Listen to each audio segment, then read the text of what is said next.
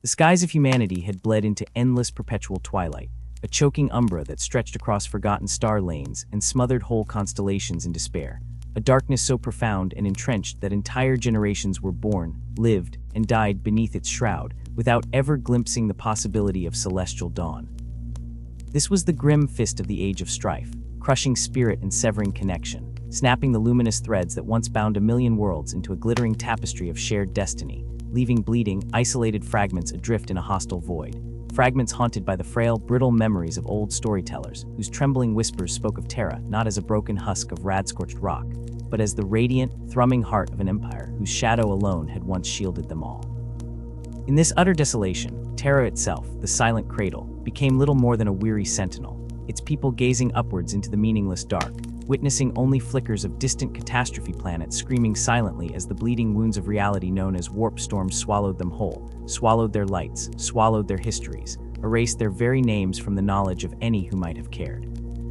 Yet amidst this profound loneliness, standing sentinel on Terra's battle-scarred peak, was a singular figure, still as obsidian, his gaze mirroring that desolate vigil, surveying the desperate, isolated struggles of humankind, a flickering candle held against the suffocating night that sought to extinguish it entirely. He, cloaked in the shadowed eons of prolonged existence, having worn the faces of scholar, warrior, and philosopher through countless lifetimes, walked unseen among the remnants of his species, had nourished a singular, incandescent dream across the millennia. A vision of crushing unification, a monolithic Imperium unyielding as the bedrock of Terra itself, where the collective strength and purpose of humankind would stand as an irresistible bulwark against the relentless tides of chaos and misfortune, a defiant edifice where the furious seas of calamity would finally shatter and subside, leaving humanity unbowed and unscathed. With the galaxy itself crumbling upon the precipice of unimaginable oblivion, this moment demanded the quenching of patience, forcing the long-hidden sentinel from his patient watch. Resolve, etched as deep as the canyons scarring his world, ignited within him, he would forcibly haul humanity back into the light. He would forge their scattered ruins into a weapon of unified purpose and indomitable might.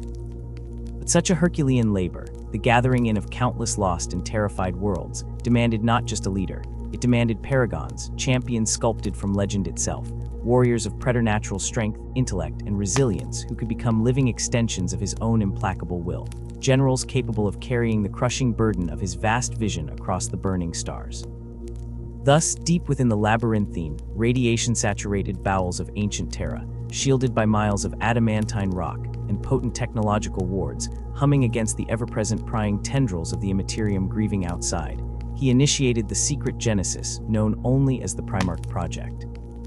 Within echoing, shad-choked halls resonant with ancient power, lit only by the faint glow of dormant machinery and the quiet pulse of life support conduits, fueled by the quiet dedication of his most brilliant yet terrified scientists and geniacidics sworn to eternal silence, he personally oversaw the miraculous fusion of bleedinged science and unimagined psychic mastery. They toiled like sacred artisans under the weight of his unblinking scrutiny and intricate directives, weaving strands of near-impossible biology, his own distilled essence, and psychic projection into vessels destined to embody myth, 20 unique suns, forged in sparking vats and shimmering soulforges. Each was to be an unparalleled masterpiece, distinct and peerless in their nascent potential, imbued with profound purpose and meticulous care, to encapsulate the vital essences essential for humanity's survival and dominance: courage bordering on madness, genius bordering on prophecy, loyalty harder than steel, compassion deeper than cosmic voids. They were to be shards of his celestial self given living, breathing form. As his chosen sons, they would ascend as radiant constellations against the consuming stellar blackness, beacons guiding an unstoppable crusade of reclamation that would pierce the gloom strangling the galaxy. In the profound, cathedral-like silence of that deepest laboratory, a silence thick with ozone and anticipation, and the deep, resonant thrum of active gestation systems, sleek monolithic machines performed their silent, precise dances with a rhythmic, almost organic hum, seamlessly interwoven with the low, continuous murmur resounding within the Emperor's ancient, fathomless consciousness like an echo across time. The biochambers themselves were wonders of light and enigmatic gelatinous energy, shimmering containers of reinforced crystal and humming containment fields, each a nascent universe cradled within metal and glass, embracing an unconscious being teetering on the nifage of existence and oblivion. Though effectively gods immortal, we've yet still cocooned in embryonic slumber, They held the impossible promise of life already shimmering with faint, radiant glimmers of psychic effulgence and burgeoning mammalian warmth. The Emperor, ageless architect of empires, felt an unfamiliar sharp ache within his seemingly impervious soul, a deeply felt, profoundly human tremor of fierce, protective hope, paternal pride igniting a sudden, warming beacon against the vast cold within as he passed each glowing monolith, his hand brushing barely against chilled transparent surfaces cold as interstellar space, each sacred vessel holding one of these titans yet dreamed. These were his sublime creation, flesh of his psychic will, bone of his ageless purpose, his sons. Though they drifted in the silent blue embrace of synthetic amniotic fluid, utterly oblivious within their protective wombs, he perceived with unparalleled psychic clarity the nascent sparks of their fundamental nature, the burgeoning psychic signature of their destined character, undeniable even in the earliest, quiet stirrings of their proto-consciousness within the softly bubbling solution. Here, in this furthest recess, was a chamber vibrating with an unshakable green-light loyalty, pure as the first stellar dawn, an oath-bound devotion conceived before the formation of words. Here, another radiated the sharp, shimmering, silver-edged intensity of a mind honed to impossible sharpness, a transcendent intellect already assembling complex cosmic theorems like intuitive weapons poised to dissect the universe's furthest mysteries. And over there, behind quartz as clear as mountain ice, pulsed a resonant golden presence broiled with profound resolve, embers glowing warm with an innate compassion potent enough to forge an unbreakable shield around the unworthy, even amidst the roaring, smothering crush of battlefield annihilation. These embryos were not merely children. They were the nascent seeds liberated unto the wind, the potential architects burning with the very fire of humanity's future apotheosis, the sons destined to stride beside him when the final trumpet call to galactic reconquest echoed through heavens not yet born. Yet whilst the Emperor felt the sublime pride, he also sensed its weight, but it was far worse than a burden. It was a palpable tremor across reality itself. For beyond the comforting sterility and reinforced ceramite walls of his deepest sanctum, in the swirling, ever-churning madness of the warp, the formless dimension, where thought metastasized precipitously into screaming reality, and the emotions of untold trillions fermented into Godhead, ancient and infinitesimally vast powers, stirred within seething vortices of raw psychic detritus. These were entities older than stars, birthed from the chaotic psychic effluent of consciousness itself, hatred incarnate bubbling into Khorne's skull throne, boundless desire coalescing into Slaanesh's relentless whisper, despair dragging endless labyrinths for the mad architect Tzeentch's amusement, relentless decay blossoming as Nurgle's cancerous garden the nascent primordial gods of chaos. Their polymorphic, impossible senses apprehended the Emperor's masterpiece project unfolding deep in the disordered material drumskin. It ignited an inferno of voracious, infinitely jealous fury. They perceived these nascent Primarchs not as tools of order, but as anathema incarnate, immense living blasphemies against the anarchic entropy they embodied and cherished. Each Primarch represented a potential beacon of singular purpose and inviolate unity, a lethal icon of resistance burning with a singular light powerful enough to pierce the comforting, oppressive gloom, where their dominion thrived upon fragmentation and despair. They were radiant sparks threatening to ignite a conflagration that could consume the complacent stagnation they wove across the screaming minds of mortals. The ruinous powers nursed their insidious wrath in reflective psychic currents darker than the void between stars, their hateful attention coiling tighter than cosmic coils around Terra, like the chitinous legs of some eternally patient spider, their malice burgeoning into an iridescent poison, as they watched the Emperor nurture these precious fragments of his transcendent spirit towards a power destined to challenge their sovereign mandate over the real and the unreal. And then, with perfect, cruel malice timed to the very zenith of the Emperor's ambition, the instant before the capsules could seal irrevocably shielding the nascent superhumans within their perfect shells of biological potential, the Chaos Gods unleashed a concentrated, a meticulously configured apocalypse upon Terra, upon the mountain heart. Without the slightest psychic whisper, without the faintest tremor across mundane observation equipment detecting anything except the faint cosmic background murmur, a catastrophic, immaterial fissure ripped open directly above the Emperor's hidden forge-world sanctum. This was no storm known to meteorological scientists. It was a localized, devastating psychic maelstrom vomited forth directly from the converging wills of the ruinous powers, a tumor of pure unreality boiling into existence to obliterate physical laws. The laboratory complex, buried eternally deep upon incredibly stable bedrock and reinforced with mathematical wards designed to withstand localized coronal mass ejections, suddenly bucked like a mortally wounded beast. Polished obsidian walls rippled, distorted hideously like melting wax panels, then screamed as ceramite reinforcement groaned against tensions physics could not quantify. Brilliant crimson warning lumens flared seizure-bright across the newly warped ceiling in spiraling mandalas of panic, casting phantasmagoric shadows that skittered frantically across buckling surfaces, their urgency mirrored by a quintupletiered klaxon fluting keening, impossible discordant notes that clawed into rational flesh. Air becoming not merely unbreathable, but wholly toxic phantoms of radiation, manifesting as unstable colors that danced with malicious sentience around erupting consoles, as containment fields flickered like dying stars, then catastrophically collapsed beneath an onslaught academically impossible. Loyal scientists branded with intricate loyalty oaths branded upon their souls scrambled, screaming orders countered by paralyzing sonic distortion, become concrete that shattered bone, frantically hitting overrides on consoles immediately vaporized into clouds of superheated plasma, attempting to mitigate the impossible surge feeding upon spatial integrity itself. Their frantic effort, a futile prayer caught in the gale before a demigod.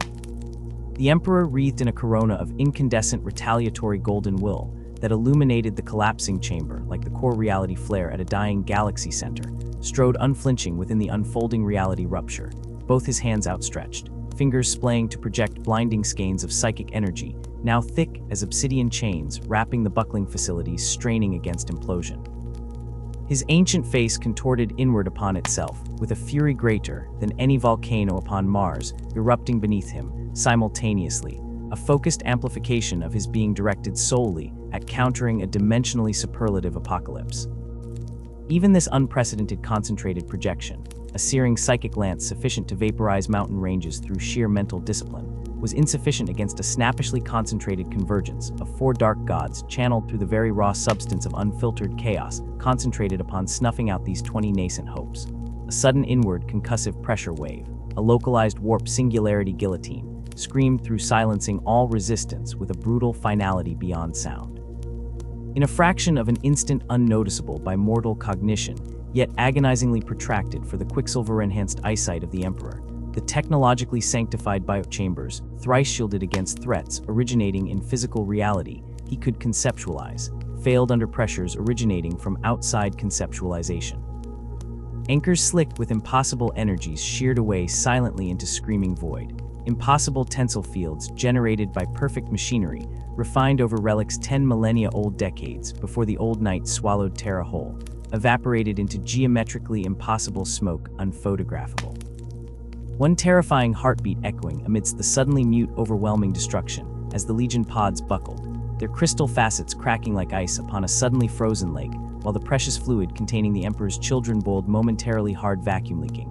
Then they were ripped bodily production cradle fittings tearing like paper, violently wrenched from their very core's molecular anchors into the shrieking rupture, tearing temporal space apart at the laboratory heart. Each sacred vessel, stolen consecrated metal womb, vanished sequentially into the screaming, formless welter of the warp, swallowed immediately downstream rolling within unimaginable shifting tides shaped by the triumphant apathy of the chaos gods, whose spite animated the howling storm that tore them loose forever.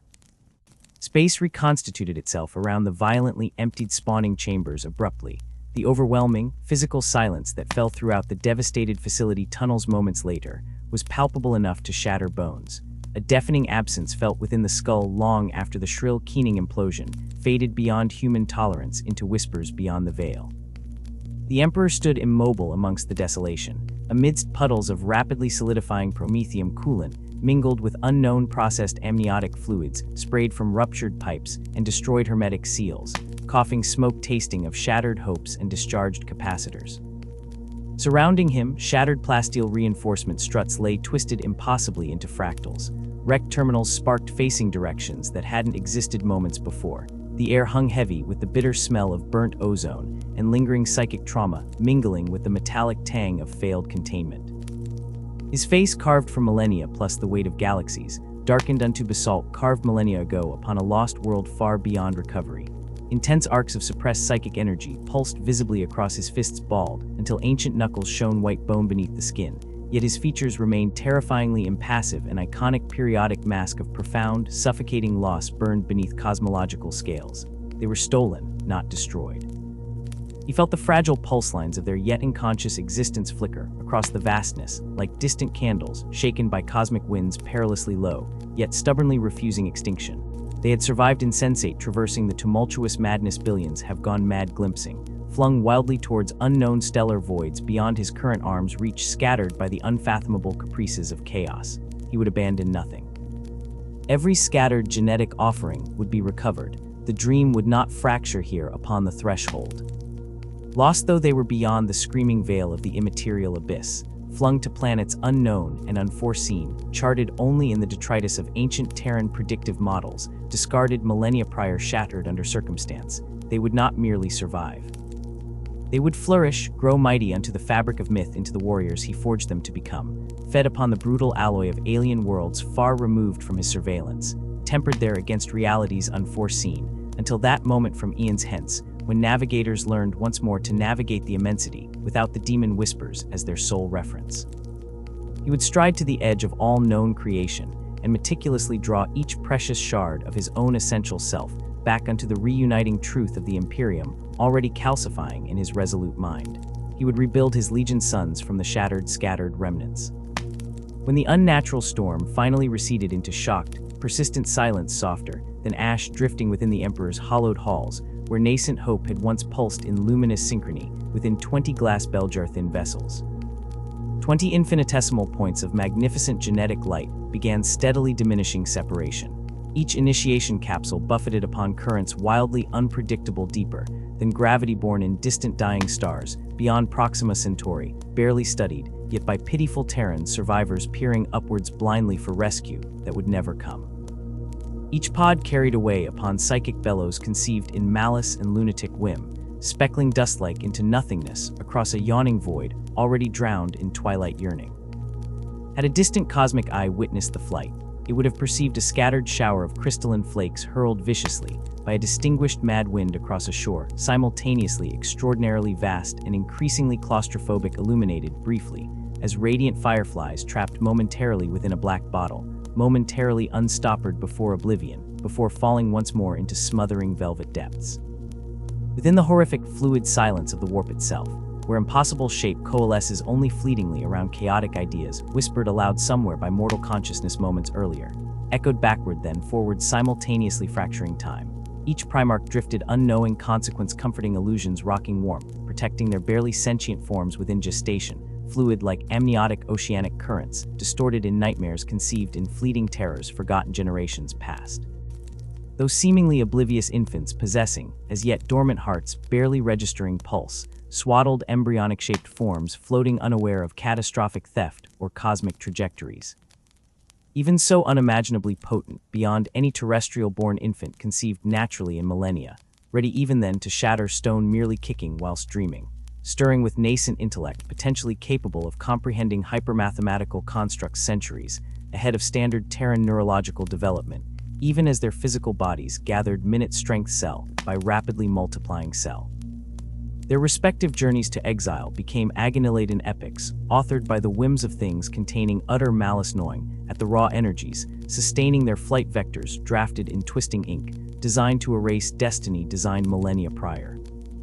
Premonitions of unimaginable trials awaited, mysteries bound to elemental planes, possibly barely perceivable as planetary bodies at destination, scattered destinations, pulsing unknown within the unreliable galactic charts, the Emperor possessed, bound to the scattered fragments of data geo-echolocating stations, long disintegrated beneath solar flares millennia prior. For some, this transit became a gentle, almost skyborne pilgrimage, a descent prophesied by ancient Terran poets, as blessed as feathers spiraling down upon cloud-swept sunkist plains or shores, bathed perpetually in peace upon the rising blood moons of worlds, where soft soil cradled wreckage wholly without malice. For legions others, it was an apocalyptic impact event witnessed from below, as a whipcrack asteroid streaming doom, trailing sparks plasma fire, gouging brutally through screaming atmospheres, already bleeding electromagnetic interference from warp storm discharge, baked into upper atmosphere like ultraviolet poison, as it descended towards snarling oceans or sulking volcanic calderas, poisoning vast swathes, even impacting. None could demand or steer intention. for the subtle attenuations of the warp's currents obeyed only the inscrutable, chaotic desire of forces holding dominion over dimensions incomprehensible to mortal survival instincts. A terrible lottery guided solely by enormous entities weaving fate as a cruel game played ironically using dice forged from evaporated prayers, combined with collective screams from billions, experiencing simultaneous death echoes, replayed eternally within the deepest psychic resonators, testing inherent grief boundaries, without understanding capacity. Each capsule plummeted complete towards horrendous glory sucked toward reality shorelines, predetermined meticulously shaped to fracture any predictable familial pattern or conscious strategy devised within the deep labs beneath the future Imperium's hallowed yellowed bureaucratic archives, storing schematics that would never manifest correctly outside failed trials, replicated endlessly beneath the mountains.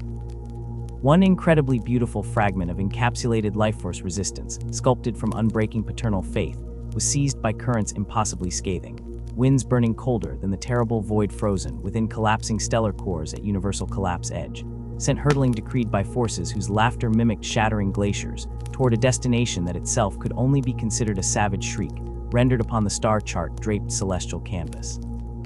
A world condemned to an eternal schizophrenic war, born of impossible elemental remembrance Fenris. The capsule shuddered with impossible friction fields, drizzling superheated sparks like burning tears, as it re-entered physical laws, geometric parameters, beyond comprehension punched effortlessly long before the successor stage originated in concept. Carved through atmospheric stratification with the unfiltered velocity of a fragmenting micrometeor shower above its future cradle, as comet witnessed only by frozen mountains howling into lightless skies momentarily illuminated beyond ultraviolet spectra perception. Within lay curled, shielded from disease and ideal vacuum by biolayer upon psychically resilient biolayer, nurtured within labs impossibly deep and terribly distant, yet still programmed indelibly upon his cellular base, the form that would be known epically as Leman Russ, progenitor of the later Wolf King, his slumbering body already throbbing with the nascent potential of unprecedented vitality radiating sheer force. Fenris was unforging anvil incarnate, an entire planet seemingly sculpted by malevolent deities expressly to batter complacency into obliterated dust, a chain monstrosity waging permanent, apocalypse-scale warfare between the brutal, lung-shriveling grasp of eternal murky, ice-deep blue even in solar solstice, and the violent, sulfur-breathing fury of tectonic flames constantly birthing volcanic chains, shuddering against the planet's cracking surface stone arteries within.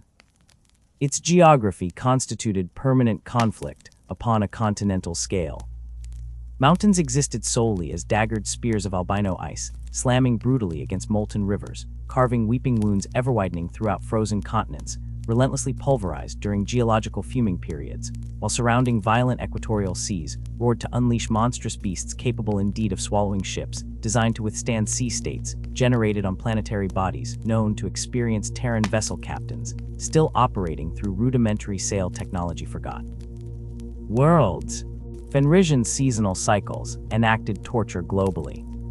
Winters descended like icy exhalations, frozen the instant they exhaled, possessing claws capable of flensing unprotected flesh from struggling animals struggling within moments after desperate emergence from frozen burrows, whilst its summers unleashed a cataclysm, scouring previously frozen landscapes into muddy boiling quagmires, as millennial glaciers shattered equatorially, broiling geysers spouting superheated steam kilometers, long high enough to momentarily eclipse starving moons. Grinding the very bedrock into quivering fragments barely liquidous, then rapidly snapping mass-fracturing instabilities, underground propagations, kilometers long vibrating below the skin of stone unnoticed, until entire fjords vanished beneath sudden explosive collapse. The humans clawing survival upon Fenris were terrifying reflections of their planetary crucible, beings born sculpted entirely by the graveyard embrace of implacable hardship, until their substance fused into something visionary, unbreakable, adamantine neural pathways, preserved intact against all consistent assaults, proved otherwise life-extinguishing beyond protracted possibility. Life upon Fenris within tribal understanding consisted of brutal trial, demanding every heartbeat as proof against oblivion. Destiny defined by merciless natural defeat, inevitably woven into existence, requiring honor-extracted screaming. They were achieved warriors forged of constant combat, apex hunters adapting apex predator behaviors learnt generationally, unparalleled survivors embracing inevitable loss as baseline bonding mechanism, bound hysterically together solely through unshakable loyalty spilling through clan structure exponentially.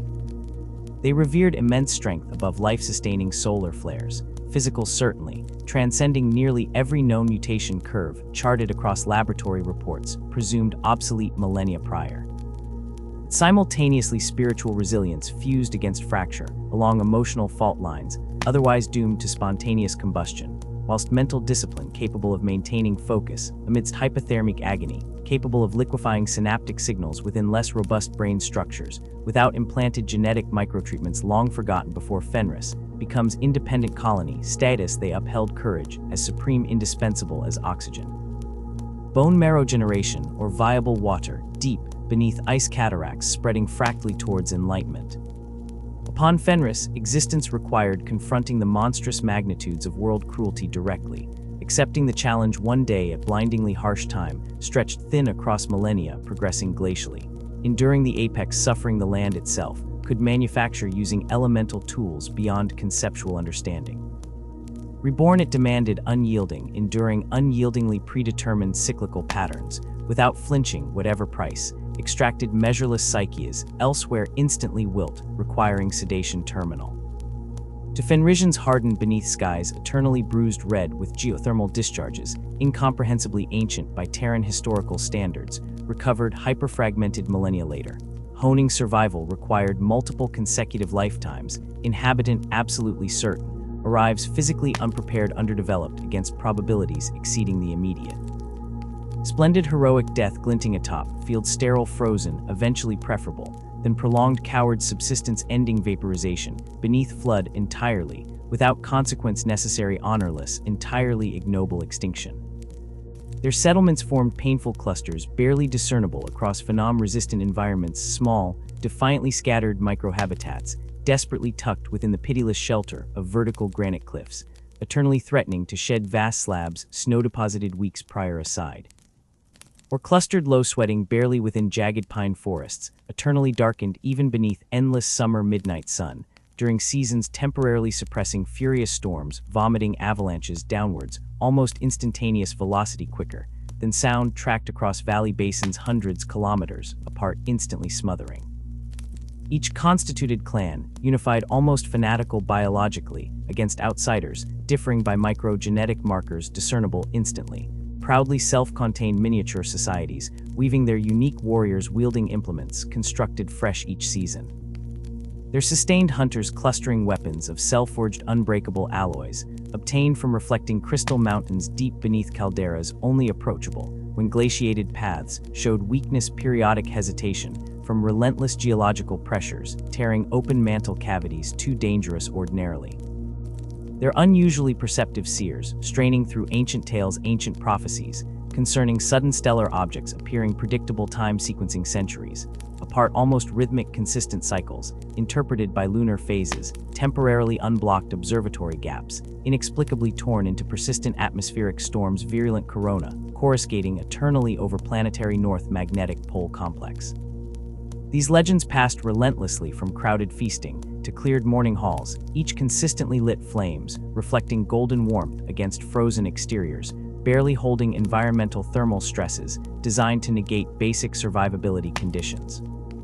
People revered protective layering as sacred shields, wearing coarse fur integrates thermally perfectly oiled, then soaked repeatedly using secret animal fats, obtained strategically cadaver disassembly at winter solstice, only precise timing, ensuring deepest insulation, penetrating technology unknown beyond precious shelteted valleys kept utterly secret. Wearing proudly accumulated scars upon bare skin like brilliant treasures contributed towards personal hero saga, each ridged line etched upon chilled musculature bestial endurance, signified hard-learned lesson survival therapy against primal bestial aggression, exceeding known taxonomy assessment protocols, onboard scout ships encountered earlier lost expeditions. Or perhaps surviving infraverted creation, attributed indirectly human accident, subsequently avoided eternally, until habits modified irreversibly unto new physiology. Each scar pulsed golden tale, inscribed proudly existence-defining courage wildly beyond compression method. Fenris radiated ruthless living soul, clad metal, enough radiation constantly filtered through tectonic shield layers, known scientifically, induce thriving mutated ecosystems, though adherents possess anthropological perspective embracing entirely divergent spiritual resonance. They would never bother to define rampant chaos as such explicitly. Recognition easily misinterpreted into mystical practice, documented only cryptic runes, inscribed discovered artifacts recovered millennia, after terraforming stopped abruptly reports misinterpreted orbital, debris analyzed centuries, post-planetfall calculated impossible, by extant recordings geometry, most likely warp damage transmission failure. It remains steadfastly not one nor mousely complex geographical landscape, forming peaceful contemplation ambient harmonious efficiency. Rather, Fenris imposed raw overwhelming majesty, demanding recognition, as brutal final arbiter life elimination judge. One experienced entirety viewed nothing gentle soft, pleasant, inaugural sight vaguely.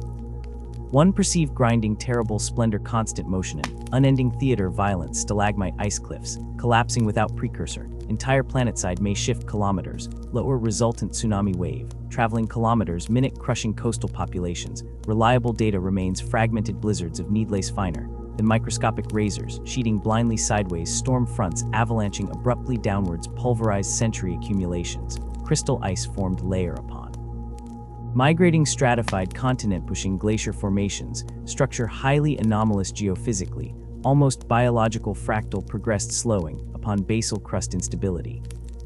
Z-color dark slate entirely tumorous underneath sheets, kilometers thick overriding pressures, causing unique slippery formations, undergoing spontaneous liquefaction, monstrous bellicose creatures larger industrial particle accelerators, believed extant nucleus levels possible, emerged swallowing fishing rafts, attempting risky inshore traversal calmer velocities, locally interpreted planetary stability fluctuations, catastrophic misinterpretation, perhaps occasionally surface-breathing temporary plume eruptions surrounding water-violent transition, instantly lethal temperatures, unstable supernaturally generated fog, occasionally revealing enormous-scaled entities sketch recordings, carved ancient bone artifacts, recovered millennia later seemed wildly improbable.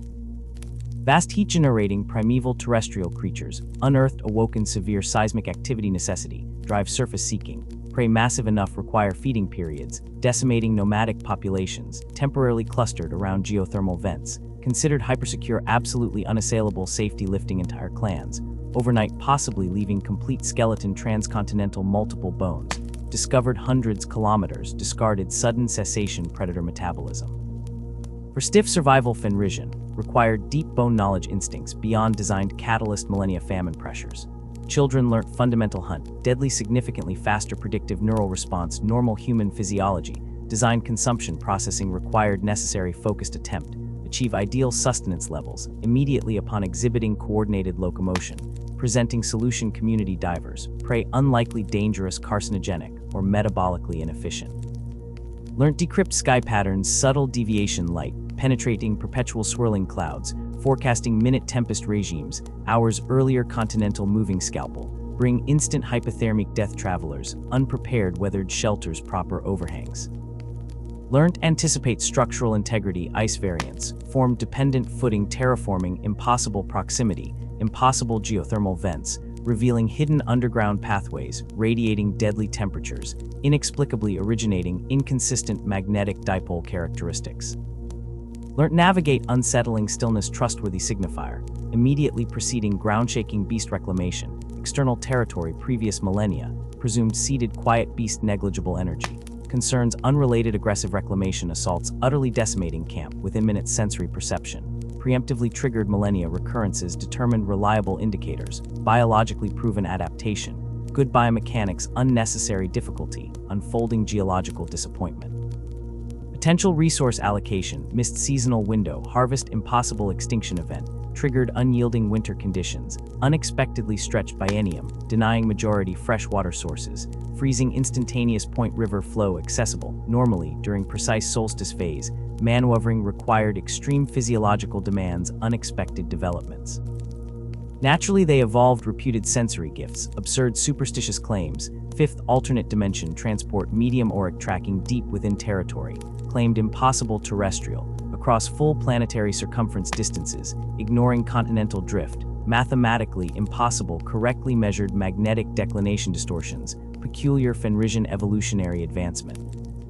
Whispered, persistently boring legends, perhaps constructed rampant isolated groups, confined difficult months, never-ending twilight period at polar elevations, occurring biannually caused primitive audiovisual hallucinations, otherwise dim atmospheric phenomena, nevertheless rumored sent approaching blizzard front kilometers, before atmospheric pressure quantifiable instruments, possessed locally Baser composites unreliable elemental conditions.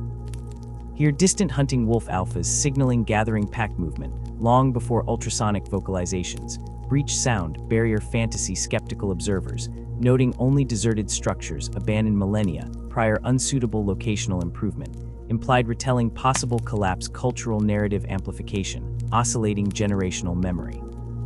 Thus these scarred children Fenris lived within horizon boundaries, embraced fierce desperate fatalistic belonging stronger, chain wrought imperishable steel, possibly representing collective adaptive personality trait, genetically reinforced upon extreme isolation pressures multiplicative duration effects. Every clansman's survival, intrinsically reliant profound cooperative strength, terrifyingly dangerous activities, performed barely seen individuals, harvesting consequential planetary resources, unpredictable consequence. Their culture valued brutally efficient force, minimized avoidable risk, mitigated strategic preparation, required foundational understanding, cultivated hierarchical structure, accelerated via instinctual bonding rituals, meticulous logical level abnormal, amongst barely technically literate population, memory information transmission methodologies, otherwise restricted faculties, impossible retain detail, primitive information conduits. Strength unquestionably sacred measure each life, layered survival, riveted armor, psychological adaptive fortitude, granting precise physiological adaptations, manifest generationally compounded, via terrible environmental pressures, exponentially exceeding norms, established subtly varied nearby planets, similarly conditioned nightmare baseline. Honor became pervasive feature societal interaction, permeating daily existence, ritualized confrontation, valued equally precious morsels, ensuring metabolic function, long polar night seasons exhausting resources, scheduled precisely unpredictable famine sequences, inducing desperate competition clones, failure precipitated inevitably harsh democide patterns, documented vaguely surviving maritime communities, observing unusual ritual cannibal periods, occurring unexpected. Predictability, remote monitoring, logging precipitous unforeseen northern continent volcanic venting, elevating surface temperature dramatically enabling fungi blooms, initiating complex migration stream, north-south cyclically relevant population, collapse approximately 70 interpolated perhaps millennia archive errors, remain disputable continued debate intricate runic mean, reconstructed partially bureaucratic provenance, entirely suspect, proven largely fabrication deviate. Drastically fossil record however plausible narrative reconstruction, portrays significance honor underpinning principles, tribal jurisprudence negotiation taxation, inheritance dispute settlement systems, utterly without bureaucratic mediation infrastructure, characteristic other dispersed isolated clan structures, barely surviving comparable planetary elsewhere examined dated comparable period, requiring complex memory artifact negotiation paradigms, presumably involving structured combat scenarios, regulated predefined rules, preventing unnecessary lethal conclusion, commonly corpse examination revealing peri-venous patterns, suggestive non-lethal circumferential pressure, applied trachea contribute collapse, validated functional consensus governance mechanism, minimizing resource expenditure maintaining clan, integrity external aggression manageable baseline statistical viability, otherwise unsustainable enacted seemingly abstract hierarchy reinforcement. Crucial techniques distributing leadership, responsibilities optimally, genetic pool resilience minimization, demographic susceptible fatal degenerative mutation, introduced unexpected heavy metal isotope concentration, subsurface aquifer analysis inconclusive. Challenges clan imposed heart fierce combats, rituals decidedly less stylized honor duels, often than tests predictive violent intervention earlier developmental stages, preempt territorial conflict, coalescing inevitably between lineages neighboring resource catchment, minimally contiguous split resource cluster enlargement during summertime sequences, particularly contested fiercely existentially essential stockpiling, defending harsh winter consecutively, enduring biennially perhaps beyond. Physic-laden stamina. Every hunt sufficiently hazardous, potentially terminal, serious significant loss clan warrior, irreparable disruption intricate hunting rotation. maintained delicately balanced skill sets teaching divisions, avoiding dangerous prey hopelessly immature practitioners, sustaining avoidable casualties, risking perilous food shortage, tighter feedback, famine pressure, increased social cohesion, withstand fracturing tendencies, inherent tribal separation, geographically amplified environmental barriers, prevent migration, impossible, impassable glacial crevasses, cracking suddenly kilometer depths, consuming entire hunting parties, vanished, report periodic active fault lines, radiating unstable geothermal pressure bursts, geologically unstable unpredictably. Sometimes internal personal combats, settled perceived slights, threatening delicate social fabric, reliant absolute trust, tribal autonomy, necessity, material threats, imposing warrior bonding, constituted principle form, mutual respect, reaffirmation, reinforcing hierarchical necessity, counter wasteful, debilitating, costly internal conflict resolution, avoiding escalation, catastrophic, internecine, erupting unpredictable adolescent hormonal peaks, mean females asserting dominance positions. Equally respected combat, equally brutally contested chieftainship, obtain gender homologous refutation, comparative Terran societal archives, available devastatingly incomplete presumed female participation, combat limited reproductive necessity deduction, based incomplete pelvic structural characteristics, recovered remains debated within xenological circle conjecture, currently unsubstantiated. Honorable considerations, steeped reverence, purpose outweighed instinct, raw biodrive, simply bitter violence, caused intrinsically detrimental, wasteful accounting, punitive, justified ritual combat, proven neurological enhancement, reducing internalized societal friction, via controlled aggression channel kickstarting, genetically distinct neural excitation modes, reducing tension amplifications, undesirable antisocial neurosis plague, enclosed wilderness communities, prolonged isolation periods measured. Generations analyzing oral transmission, artifacts detectable beneath sedimentary, deposits northern hemisphere polar circle, suggesting possible musical traditions, vaguely documented therefore implying non-combat discipline expressions, sociability, aristocratic expressions, linguistic complexities, suggestive possible deep structure expressing profound collective conceptualizations, survival existence, meaning bordering religious fervor, astronomical, almost poetically coded metaphor. Concerning winter constellations, aurorous phenomena, captured stylistically titanic beasts, symbolic possibly, beyond mere artistic decorative interpretation, perhaps transcendental significance, culturally foundational myths, encoded survive millennia isolation, constraints heavily damaged reconstruction, impossible complete certainty.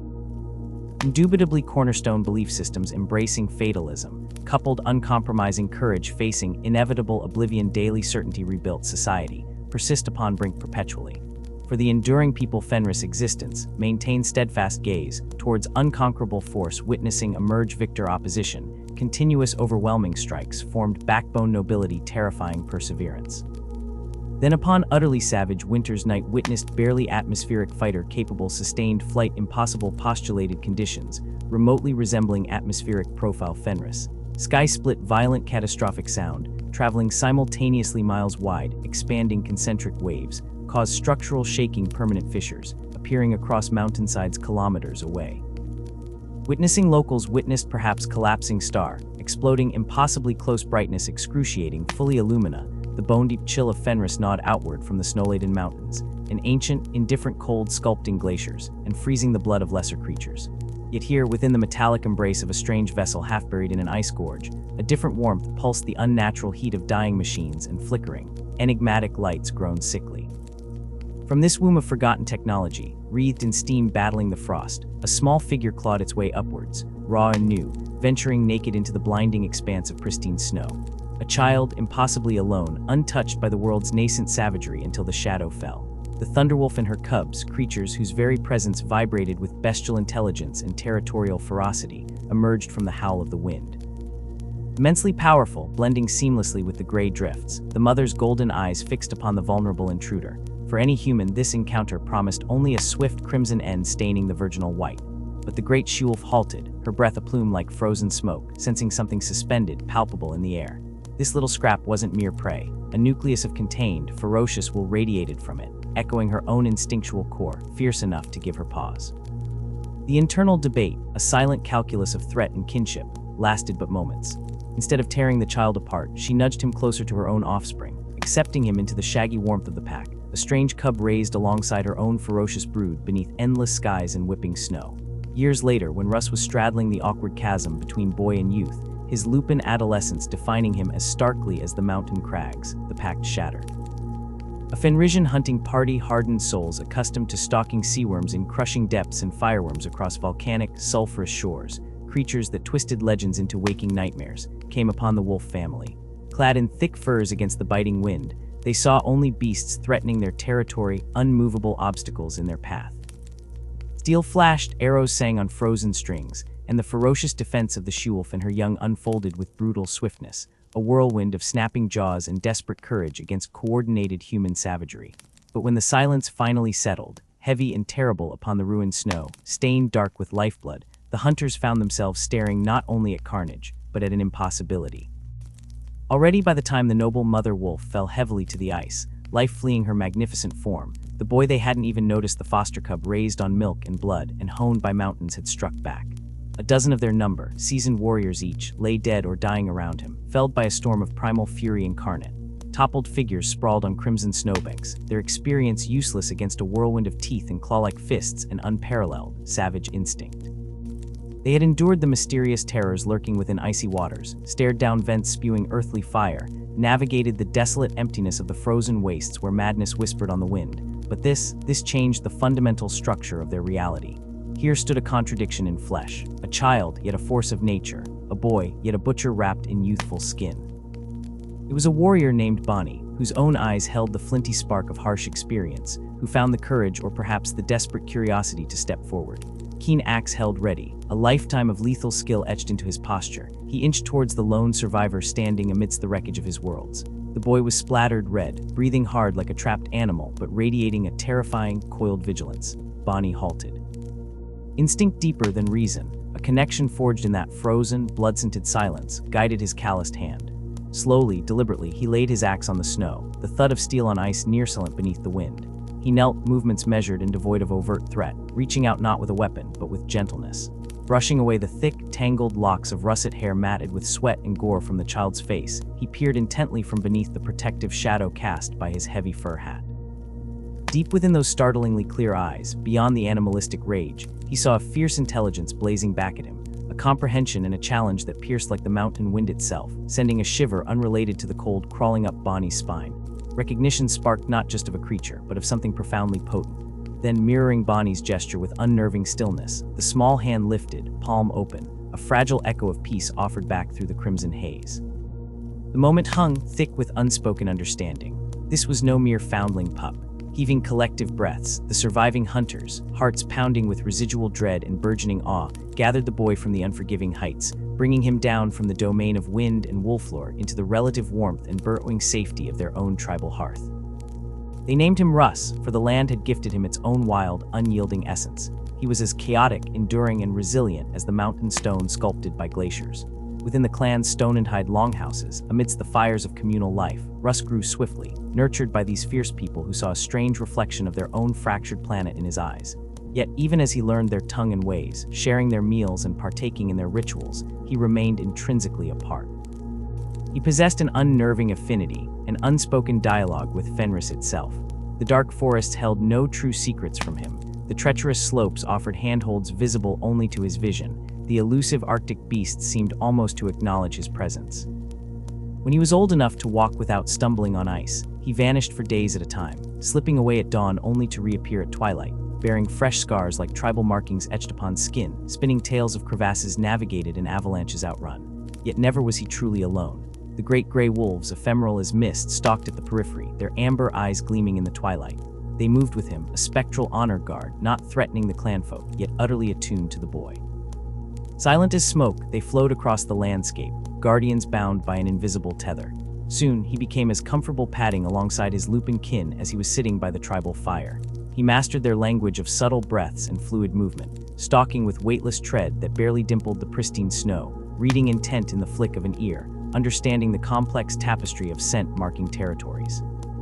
He became the ghost they carried with them, moving with a predator's grace that left villagers whispering into the firelight, a mixture of superstitious awe and burgeoning affection spilling into the name they gave him, Wolf King. That name echoed across valleys as Russ grew, his physique transforming into corded strength under the twin crucibles of Fenris and shared kinship. He became tall and broad-shouldered, saturnine in his intensity, a thick mane of wild, russet hair framing a face already bearing the sharp lines forged by hardship and exposure. His eyes held the clarity and piercing light of snowfields under the searching brilliance of a Fenrisian full moon. As the frame strengthened, so too did the might within, his feats rapidly distancing themselves from mere adolescent daring, solidifying instead into the bedrock of tribal legend. Each extraordinary deed, recounted by warriors around hearths thick with smoke and mead, layered further onto the Wolf King's already monumental stature stories, kindling in hearts a reverence tinged with profound respect. He was barely embarked on manhood, his features still softened by lingering youth, when winter clamped its fiercest fist upon the land. Driven by a challenge recognized only within his own spirit, Russ declared his intention: he would hunt a sea worm. Not just track its spoor, but confront the Leviathan itself, one of the colossal serpents that uncoiled nightmares from the black, crushing pressure of Fenris's frozen sea depths. Armed only with a spear, its haft fashioned from colossal beast bone, the cold metal tip catching the weak sun in sharp glints, he strode onto the treacherous expanses of pack ice. For days he tracked the serpent's faint disturbances beneath the groaning floes, a solitary figure against white infinity, waiting with the infinite patience inherited from his wolf kin. When it rose, shattering the ice in a cataclysmic storm of spray, frost, and shearing tectonic sound, its monstrous form dwarfed him, eyes burning like hellish lanterns deep-set in scaled flesh thicker than ship's armor, its maw large enough to swallow men whole. Russ stood rooted, the icy storm of debris whipping around him, his gaze locked to the beast. Within him surged not a flicker of fear, only the focused, ferocious joy of the impending trial. The battle was archaic fury personified. The sea worm thrashed, its titanic strength carving deep rents in the glacial flows, sending massive ice sheets tilting precariously, geysers of frigid water erupting like liquid glass into the biting air, shrouded in acrid mist. Yet Russ held his ground like a mountain outcropping, striking with vicious, economical blows, his strength seeming supernaturally anchored, a ripple of ancient power coursing through limbs learned through hardship. He survived the crushing coils, dodged the cavernous snapping maw, and drove his spear tirelessly until the creature shuddered in a final, world-shaking spasm. He dragged its mountainous carcass back, a procession of dragging scales and freezing ichor, an offering to the hearth that belonged supremely to the land. Even the oldest, most scarred veterans, men whose lives were accounts of innumerable hunts and skirmishes, found themselves dumbstruck, speech stolen before the sheer impossibility of that visceral, solitary triumph laid before their communal fire. This was the marrow-deep nature of Leman Russ, the core truth radiating outwards. Danger was never an ending point, but a starting beacon. He met shadowed forests, perilous chasms, and the challenge of rival tribes head-on, his eyes ablaze not just with fury, but with a fierce, intoxicating joy for the desperate struggle. Competition was his essential breath. He would stand before tribes clinging precariously to neighboring valleys, sparking into life-sharp, honor-bound clashes, wrestling matches that shook the ground, ritual axe battles fought on ledges above sheer drops contests, from which he invariably emerged the sole figure upright against the sky, hallowing his ragged defiance. But the triumph itself rang hollow unless measured against the soul's own fortitude. He fought primarily to test himself, pitting the weapon of his being against Fenris itself, the cold master sculptor of 1,000 generations. Each victory, blood-soaked and breathless, proved again his mastery over a world that retreated for no other. And through it all, the wolves. They remained his constant presence, kin-bound by primordial blood heat deeper than mere clan ties. When possessed by a spirit both ancient and unnameable, he tilted his head back to the shimmering curtain of auroras and loosed his howl, a deep, resonant, utterly feral sound that vibrated in the skull and marrow the mountains themselves seemed to quiver. From the highest peaks, the deepest tree-choked valleys, the wind-swept plateaus, the answering calls rose instantly. 1,000 spectral voices unified into a vast, chilling symphony that echoed off glaciated walls, volleys of sound declaring a kingdom that paid homage only to the Wolf King. That visceral, instinctive bond transcended understanding. It puzzled the most venerable Escage outputs, this seamless orchestration with beasts. It defied even the whispered lore of the Wild Whites tangled within Fenrisian myth. Deep within his imposing frame resided something profound, the fundamental spirit of the untamed. Russ wasn't just inhabiting Fenris. He was Fenris incarnate, a gale incarnate, as unyielding as the driving blizzards, as primeval as the planet's molten heart. Strength inevitably accrued legacy, and Russ matured into more than merely an unparalleled champion. The disparate, warring clans, accustomed to raiding neighboring valleys for scraps of prey or grudges, nursed for generations across frozen boundaries, began looking to him as their lodestar. He was a force of nature, yes, channeling the planet's very will. Yet swirling beneath renowned ferocity lay a thread knit with pragmatism, finesse tracing the furrowed brow above those piercing eyes. He became the undoubted leader, perceived less as a distant sovereign than a first among fiercely respected equals. Under the steady gravitational pull of his reputation and unwavering will, the fractious tribes coalesced, shedding ancient prejudices forged by scarcity. Each clan offered its unique strength to the collective forge, bound not solely by Russell's intimidating presence, but by the enduring, practical code he embodied. Survival demanded unity. Honor guaranteed respect. Tough love forged resilience. He instructed them to hunt synchronously, coordinating intricate drives amidst dangerous beasts that single settlements could never hope to best. Battled alongside them when fireworms oozed from deep vents, slaughtering them with bone-shattering sweeps of great blades. He braved the deepest winter storms beside them, sharing shelter and meager rations, his presence alone bolstering courage against encroaching despair. He strode not upon pedestals mounted upon frozen air, but slogged beside his people knee-deep in the snowdrifts, fought within the crush of battle alongside his shield brothers, struggled beside them their king sharing the mud, sweat, and grief. All witnessed his unstoppable prowess, his ferocious defense of them striking indelible evidence of unswerving loyalty stronger than ice flows. Gradually, inevitably, and lovingly, they settled upon the title already rooted in their legends, the Wolf King. It defined the paradox, reflecting not merely his profound kinship with the silent predator's shadowing valleys, but capturing his essence as Fenris's own manifestation wrought flesh, fierce, magnificent, enduring, inviolate. Through his leadership, Fenris birthed warriors hardened like its stones, their spirits burning resilient against relentless adversity, unified belief solidifying beneath one who defended them with the entirety of his terrifying, elemental self. And still, within Russ's core simmered something else. A stirring he couldn't rationalize, glimpses of unbounded horizons psychic awareness couldn't interpret but felt with gnawing certainty. During rare moments when duties slackened, he'd stand beneath Fenris's obsidian sky, glittering thick with remote starlight like ice dust scattered from beneath a giant's hand.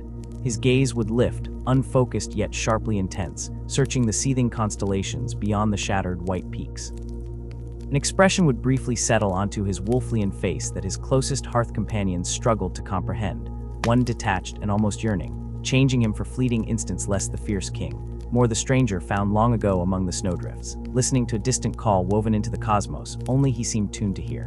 Yet these instinctive pulses towards an unarticulated cosmic belonging remained sealed away, private reckonings locked beneath stern duty. He was the Wolf King, his obligation pulsed with the same fierce honesty as Fenris's glaciers to his people, his descendants' bitches dwelling within its unforgiving embrace. He belonged tethered to this land, with chains woven of enduring ice and wolflore. He remained the apotheosis of their finest tales made flesh, a legend walking unremarked among pine-scented timber halls, bearing within his quick bloodline mountains and frozen sympathies ingrained in marrow, irrevocably bound to humankind despite the island of primal difference setting him magnificently, terrifyingly apart, familiar, yet fundamentally strange. They feasted. It was a deep winter celebration following the return of a hunt trampling chaos into order, bringing plentiful meat stacked before smoky hearths. Outside, Fenris was gripped in its deepest slumber crusted with thick snow, and the indifferent bite of absolute cold enough to flash freeze exposed blood to ruby ice. Inside the Wolf King's great long hall constructed with massive timbers worn smooth by generations, echoing sagas saved within its carved pillars space bowed under palpable warmth. The guttering firelight's radiant camaraderie danced as brightly as the celebrations within, throwing living shadows across stone and wood. Laughter bubbled like mountain springs, resonating robustly off the frost-limbed stone. Intoxicating scents wove a thick tapestry the incense of blazing pine logs. The rich, primal aroma of roasting meat basted with rendered fat spitting onto hungry flames, and the sharp, fermented tang of hearty mead swirling within massive drinking horns lifted repeatedly skywards in booming toasts. It was jubilant survival, shared warmth against dissolving chaos. Festivity pulsed strong, spilling over into further toasts. Yet few eyes marked the iron-banded door nudge slowly inward. Porrigitic darkness hovered outside, saturated with the frozen breath of the storm raging beyond the timber walls. Through the momentary surge of icy air that made the hall's torches shudder violently, the figure slipped within, purposeful and silent. He didn't belong. Cloaked ankletosheter in humble, weather-beaten robes stained with journey-dust and bleak elements, no fur greets the cold seemed to emanate from him, just a peculiar aura of calmness, radiating outward as he strode past the threshold into the fire-charged tumult. His movements possessed an uncanny ease and flow, a graceful economy seeming effortless within the confines of a hall crammed thickly with roistering, fur-clad giants, as if the shrieking tempest outside were merely a light drizzle he'd casually abandoned moments before. The cowl shadowed his face entirely, creating an abyss where features should be, and he bore no visible weapon beyond perhaps the heavy staff grasped within steady fingers, seemingly carved from pale, flawless mountain wood. Unlike the festivity around him, he emitted stillness. But this absence of obvious nobility or weapons failed to grant anonymity. Something else commanded attention. Despite the humble materials swathing his form like mended shrouds, an intangible sense of formidable presence preceded him. Weight, authority. A silent, effortless magnitude that washed through the closest knot of warriors breaking merriment paused mid-left midstream mid-chew, eyes drawn inexorably towards the quiet stormfront, steadily advancing towards the hall's monolithic head table. Laughter didn't die immediately but dampened. Conversations diminished not to silence, but to suspicious murmurs rising like shifting currents betrayed powerful intrusion emanating this pedestrian, yet utterly alien silhouette gliding forward. Leman Russ, seated amidst honor place raised upon the worn headstone flanked by kinsmen, certainly didn't notice the stranger last. From the thick, aromatic smoke clouds wreathed overhead, his sharp, lupin eyes latched onto the figure the moment its cloak stirred entering the icy draft zone, by doorway-light dim torchlight carving shapes distorted shadows briefly obscuring figure. He observed alehorn clenched heavily within thick-fingered hand, the stranger walking through the chaotic press of half-drink-bleared warriors with unsettling smoothness. Unhurried, utterly unbothered by elbows nudging hidden ribs or intense stares suddenly fixed upon his cloaked back after passage. Russ had navigated Fenris from deepest basin gorges steaming poisonous gases, roaring northern glaciers witnessed countless marvels savagery, both human beyond mortal ken. Yet never recalled witnessing travelers singularly outplace, simultaneously radiating sense, belonging plun England rich simmering tension. Curiosity folded itself beneath piercing awareness. Who enters my hall this night? Russ called suddenly, voice cutting effortlessly through the noise of power rumbling deep within calling mind resonant potent quiet fallen over surrounding space vanquished boisterous sounds entirely hall vanished intensive silence pressed, ears tightly dry. Every eye pivoted fix intently upon cloaked figure halted current, stopped near snapping flames main hearth shadows, leaping wildly across concealed silhouette shielded figure, seemed virtually composed despite phenomena, radiating energy slowly face hidden within deeper hoodshadow, regarded elevated seat king. Flickering firelight caught momentarily within depths cowl, momentarily igniting twin points keen brilliance, far back startlingly vibrant focused intelligence impossible ignore, cross chasm separating them. A wanderer came response matching Russ vibration, soothing almost warm strangely utterly alien penetrating Fenris coldness layers, seeming penetrate frigid layers hall itself place, carried music speech heard understood timeless generals. Traveling bit hard snowfields witness that my journey brought front famed Wolfking reputation, traversed excited whispers, ring icy vastness tales, feast laughter vanished dead silence stretched moment, widened Russ regarded with predatory gaze amusement, flickered glinting gold flecks deep eyes flat challenge, accepting measure beneath surface disguise bark, so journey gained, ended hither landing precise location destination traveler. Wanderer arrived Russ gestured expanse, immediately surrounding packed warriors dogged warriors lifting cups, confirming spoken strength, thick muscles, rippling shine rhythmic approval, rumbled vibrations heavy structure building, built endure shook foundations resonant oath remaining piercing eyes, inevitably drifted returning gaze, stranger properly assessing pushing heft unfathomable gravity, unsaid truths circling beneath placid surface detection, instinct operating fierce potential encounter sensing something vite. Ignited flicker their immediate unseen hand, raised quickly he speaks searching, declared quiet revealing measured resoluteness incapable lie embellishment leader unparalleled caliber treasured, sought beyond temporary frontiers subject strength, upholding dedicational honor unshakable immovable force, refuses tearing storms draw back comprehensive loyalty commands unwavering loyalty subjects, unwavering authentic respect, earn deepest convinced unforeseen adversaries, clash valor forged. Understanding fear, this proclamation elicited loud cheer thunderous drumbeat approval swelling gust commotion, sweeping potent Russ watch crowed accolades, revered accolades from traveler concealed face, yet kept connection unwavering curiosity edging acknowledgement words, fashioned intricate trap unseen verify worthiness poised evaluating beneath lively amusement, pulsed vein liquid attentiveness join place, freshly cleared apex mighty table boomed, gesturing large spot, near offered comrades ingenious.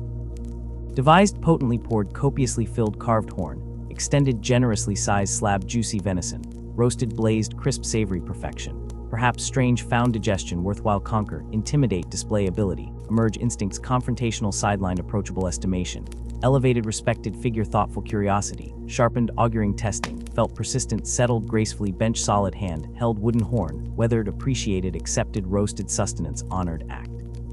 Simple, intention, radiating, participated, conducted, manner, branded, quiet, dignity, ate, drank, calculated, grace, minimalist, conversational, signals, profound, observational faculties, constantly vigilant, noting, dynamics, bond, loyalty, warrior, comrades, exchange, subtle glances, deep respect, glowing warmth, permeated interactions, unmistakable anchor, tethering presences, dominant centrochannel figures, gravitational pull, dominating, strongest fighters, recognition, emanated towards leader, constant. Reverence, subtle, powerful, tangible, ears, recognizing whispered discussions, subtle nuances, shifting expressions, posture, mastering, art, reading, topography, finer maps, witnessed, seemed apparent, meticulously observing, quantifying, perhaps even applying judgment, vision, executed, impossible, subtleness, escaped, notice, sharp, hawk-focused, Russ, detected, identified, lurking, spun, sensation, unnerving, flickered moments, brushed, intense, inspection, piercing, veil, alien, advent, darkened, mysterious, visitor, encountered, back.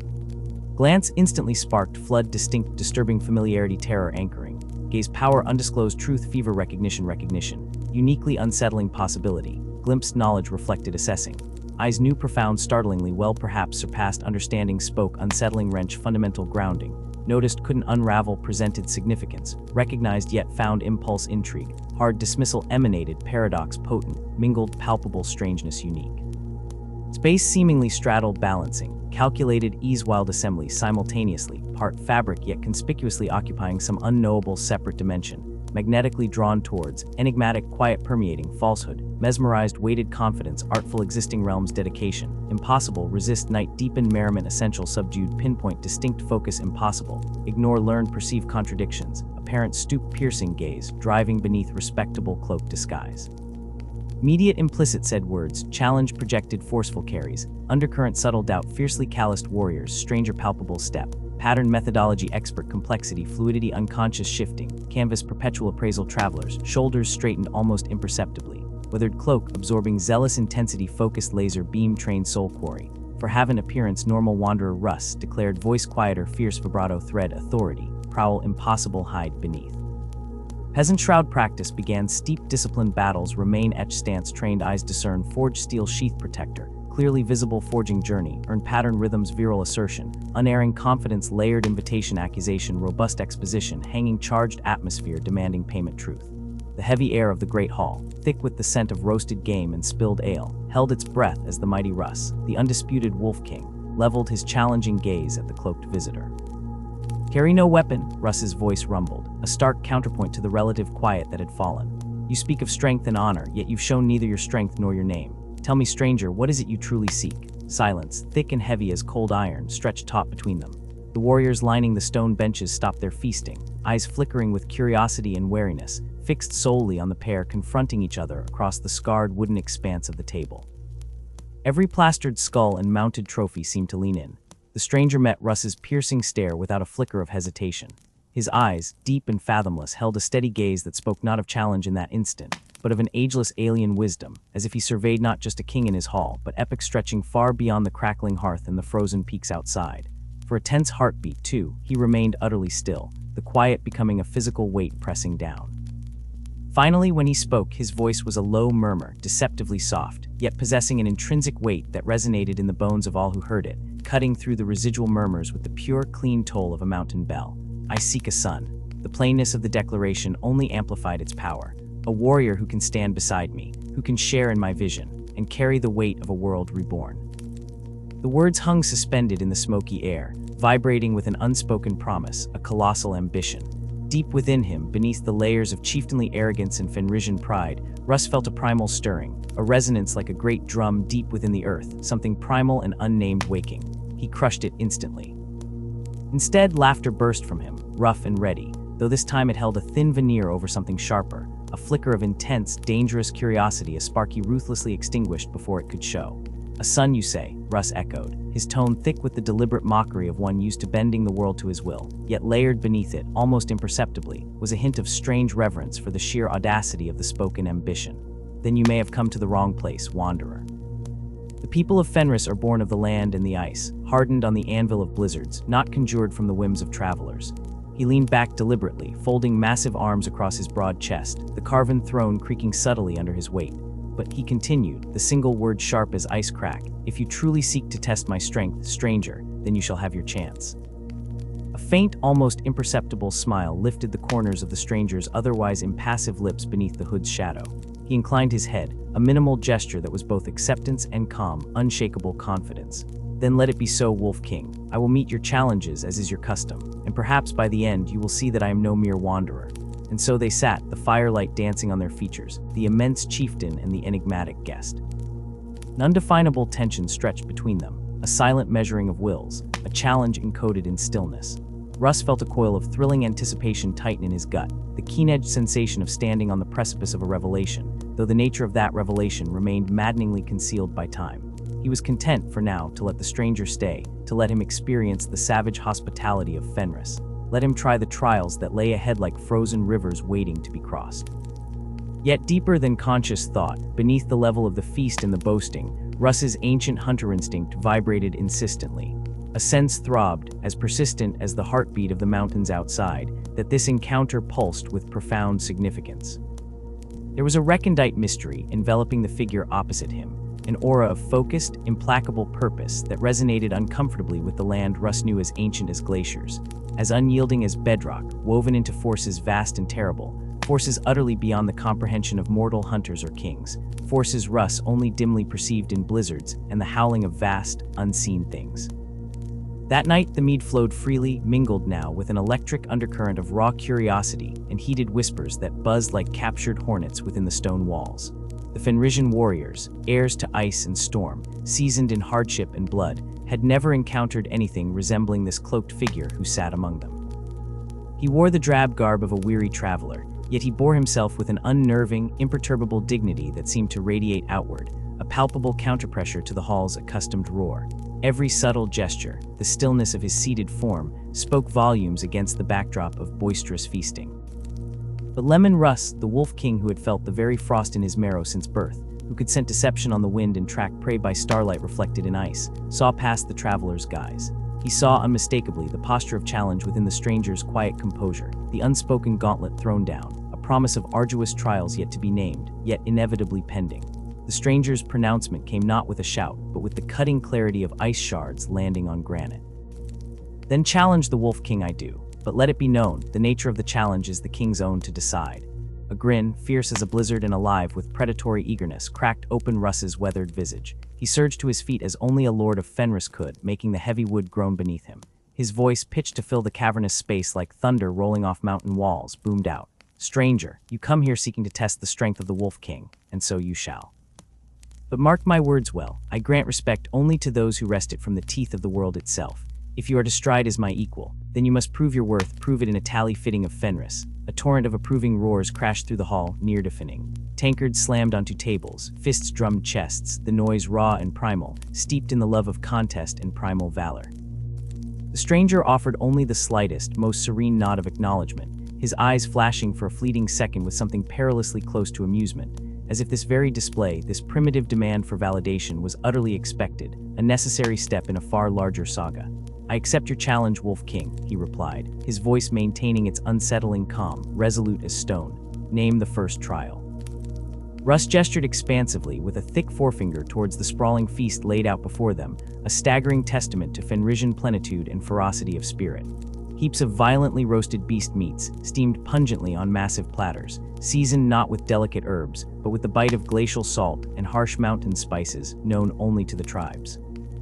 There sprawled great haunches of lean, thick-hided venison that had fought across the sharp volcanic rocks, thick, fatty flanks carved from monstrous snow bears, and cuts covered in thick rind and dense muscle, from the rare, near-mythical mountain boar known for draining the spirit of hunters unlucky enough to cross its path. Meats that would turn the stomachs of southern starmen, perhaps kill lesser folk with their sheer toughness and overwhelming pungency.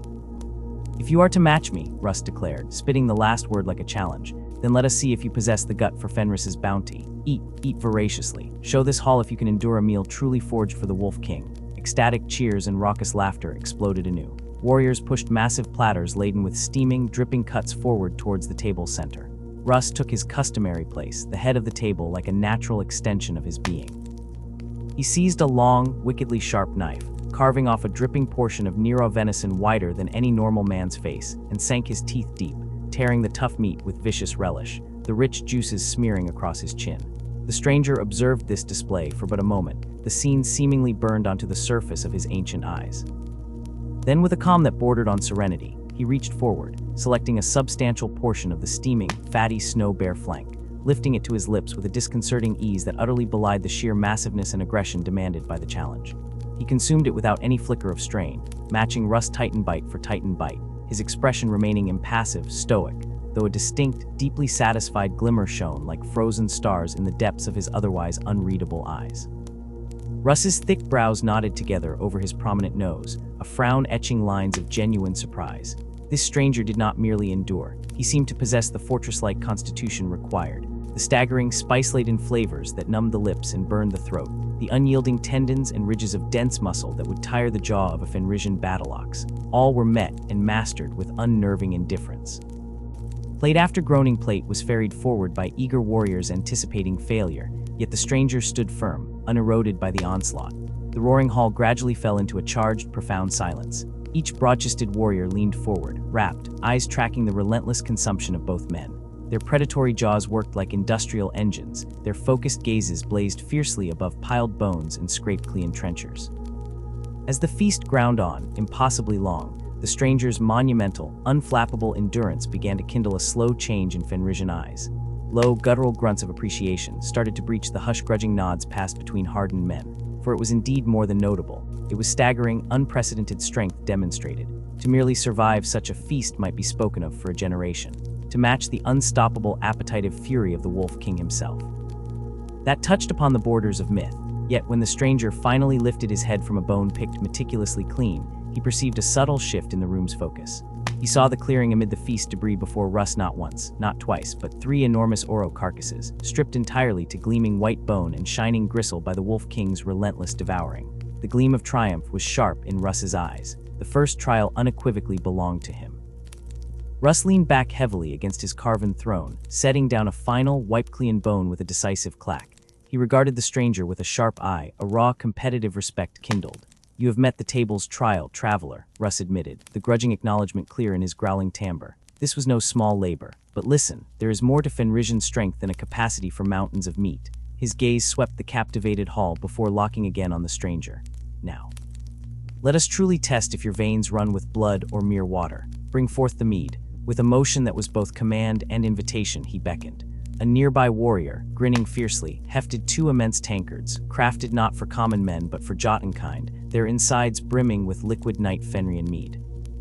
Pitch-dark and terrifyingly potent, it oozed a viscous, cloying sweetness overlaid by a molten core that shimmered faintly, catching the firelight and fracturing it over the frothing, gently fizzing head. It seemed alive, as dangerous as Ceus. "This," Russ explained, a grin like bared feral teeth splitting his face once more, "is mead, but nothing resembling the watery piss they dare call such in softer lands, where sons cook men weak. Only those with war-slag blood pumping in their hearts. Only they can drain a cup, and yet retain the fury to match their enemy and the wit to find his throat. To drink with the Wolf King is to place your very soul's metal upon the anvil. Will you measure yourself by its bite?" The stranger inclined his head once more, that minimal movement radiating unwavering certainty of purpose. He reached across the table with a hand that held absolutely no tremor, his fingers closing securely around the huge, sweat-beaded tankard handle. "I will drink," he proclaimed, his voice still that bedrock calm. "And I will match you cup for deep-swung cup." A mighty bark of laughter tore from Russ. Instinctively, he seized his own colossal tankard, slamming it against his bearded lips with brutal force, tilting his head back, throat working visibly and rapidly as huge drafts of the searing liquid vanished within. The hall erupted into cacophonous approval, a wall of sound crashing for the clash of wills played out in toxic golden depths. Warriors watched, breath trapped in their chests, as both champions drank not simply deeply, but disgustingly so, swallowing vast gulps as if the treacherous mead were mere meltwater gathered from a placid glacier stream. But everyone in that hall, down to the squires refilling flagons, knew the fiery, soul-warping potency of Fenian mead. They had witnessed champions, hulking men wider across the shoulders than doorways, it felled. They had seen tempered warriors swallowed by maudlin tears, felled by rages that turned brother against brother, or simply pitched headlong into oblivious sleep as if struck by the Forgefather's hammer. They watched the stranger with the predatory stillness of wolves circling wounded prey, waiting for that first telltale slackening of the jaw, the blurring of the focused gaze, the subtle sway of imbalance. To their mingled astonishment and burgeoning respect, that moment never arrived. He stood alongside their king, immovable as a glacier calved from the mountains, draft matching draft, swallowing the liquid fire with unshakable composure, his face betraying not one atom of the internal conflagration such poison must ignite. His demeanor exuded only that profound endurance, save perhaps for a slight deepening of the strange satisfaction in his ancient eyes. The knight groaned onward. The fire slumped low in the central pit, roaring logs decaying into glowing coals that pulsed like heartbeats in the gloom hours old. Tankards were endlessly drawn from heavy barrels, rattled full to their brims by rushing thralls, only to be drained again to their half-scraping bottoms. Miraculously, the stranger's iron resolve remained unbroken. He stood as an anchor amidst the phantom tide he forcibly swallowed, but as the warrior bringing the latest refill hesitated, clutching an emptied wooden bung, a thick silence descended once again. Russ, somehow, remained standing firm near the throne. The darkness was deeper around him, suggesting he produced a significant mound of discarded barrels. The stranger had consumed a sixth staggering barrel. While he showed no failure, the relentless expenditure of the potent mead seemed to coalesce around him as much as Russ' portion demanded 6, perhaps 7 giants. And beyond the stranger to the great barrels, all were emptied hollow. He had endured mightily, astoundingly, but the Wolf King had taken more barrels and thus claimed his second hard-won triumph. The faintest haze may not have been present around the stranger's unwavering figure, but perhaps a moment later, it was he standing first. It was the expression upon the face of the mighty Primarch, a subtle, almost sneering satisfaction. It was the implication that these brutish tests revealed not kings, only mere barbarian excess heard so readily amongst traders of the fringe, named amongst worlds with weak blood. He observed Russ, a world conqueror, sat gloating over filled barrels and gorged meats. The stranger simply rose. His movement wasn't explosive, but possessed a tension that instantly severed the lingering drunken satisfaction in the room like a taut wire snapping. His gaze settled upon the Wolf King, who still exuded the afterglow of his accumulated victories, and the undercurrent of disappointment became audible. That concerned perhaps the Fenris ability to understand true meaning behind strength. Is this entire measure of your kingly proving? Stranger inquired, his voice cutting cleanly through the silence, colder than a Fenris blizzard. This revelry, you hawk your challenges proudly, only to reveal this. His eyes moved slowly around the hall, seeming to hold each warrior for a brief moment. A king who celebrates consuming endless meat and draining vats of rotgut poison like a parched starhound. I perceive no titanic kingship at this table now, only a gluttonous drunkard who rules hobbled men jealous of his capacity to drown himself. Gasps like sharp knives, then utter, frozen silence. The very air thickened with shock and dawning wrath. Every warrior, faces flushed crimson either from mead or indignation, eyes burning with sudden fierce loyalty to their lord and terror for the speaker the bellows had consumed, heard the suspended death sentence descending upon this proud visitor. Russ took longer, the red of the mead mingled with something more primal, the beast behind his eyes fully awake now. The insult sliced deeper, because the shadowed spirit of Fenris itself stirred like a volcano buckling the ice upon it. They'd seen that transformative flicker before battle. Warriors hastily shifted away, clearing paths unconsciously, creating space suddenly enormous around the throne the immovable emperor shunned by bladed gazes, tensed forms. Russ surged upward as if levitated by fury alone. His immense frame, already colossal, seemed to fill the grand hall suddenly, swallowing the light of the coals. Towering over the cloaked figure before him, massive fists knotted into stone-breaking hammers, Russ's eyes burned with raw warrior glee finally unleashed, the feral glow of impending annihilation that promised a hunt ending at last. A growl buzzed beneath his words. A duel then. Each word shook the mead cups upon board, still heavy with picket over bones. You and I here, now, bare-handed strength. Show me if you possess the savage spirit to stand against your king. Without hesitation, instantaneously, it seemed the stranger stood as well, facing Russ squarely. Demand met. His measured voice held quiet strength, unfazed by physical threat that calmed the thundering of chaotic blood. Unfazed, it pulsed around him. I accept your challenge, Wolf King. With growled orders, even as the stranger formally spoke his acceptance, Russ sent men, rushing to clear a wide circle, scraping benches, violently aside, pushing tables outwards, with a horrible grating of heavy wood on stone. Finer platters crashing uncared for to flags. Warriors crowded shoulder to shoulder, instinctively, forming a tight ring, a colosseum of hungry eyes reflecting smoldering coals. Two figures faced each other, timeless warriors stripped of meal and frivolity. They stood poised in that cleared circle, facing shadows, reflecting off jutting bones hung high on pillars. Russ squared himself, radiating raw hungry power. Every thewed line screamed fury and battle lust held back by godlike discipline until unleashed it into skull-crushing force. Across from him, the stranger appeared merely poised calm, not adopting a martial stance exactly, but radiating an aura of potential so immense. It shifted the very feel of the air, heavy warning simmering. Russ, heady with mead triumph and now furious humiliation, felt the ancient wild blood responding, felt his pulse thunder like calving glaciers across stony heights. He knew looking into those intensely focused eyes holding his own, the strength facing him in that quiet figure defied every customary measure. Primitively, beyond reason, beyond ice bears, beyond storms, stirring something unnamably deep. As primal as Fenris' oldest root mountains, awakened it a predator instinct far older.